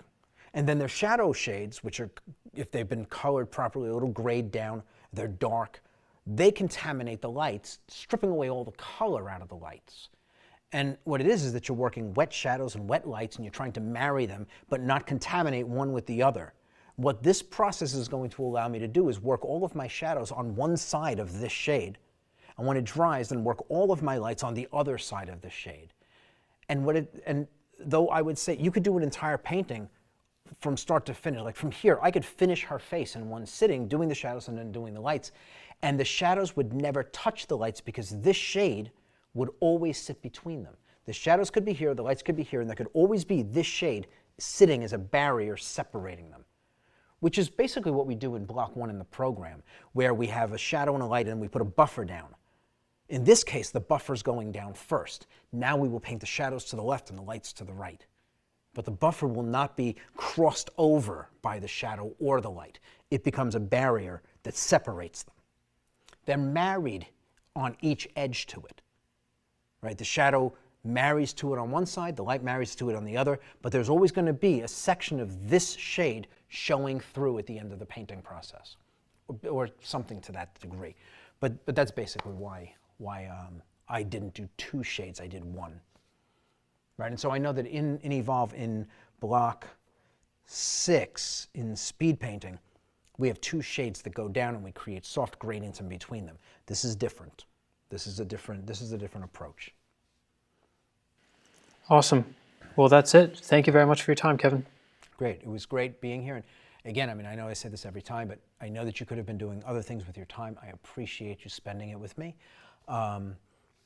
Hopefully this painting works out beautifully, and we'll be raffling it off in a few weeks, and it'll have a new home. And like I said, I'm not going to do this on every piece that we do, but I will be doing this from time to time. I don't know how often. And some of these pieces, I've been thinking about it, right? I've been thinking about it, and it may be that depending on how the painting comes out, it'll be raffled off or not. But there's a good chance a lot of these are going to wind up on the chopping block for people who tune in for us when we're live, because we appreciate your time. We appreciate you coming here and spending it with us. So have a wonderful evening, and I'll see you in a week, or you'll see me in a week. Take care, everyone.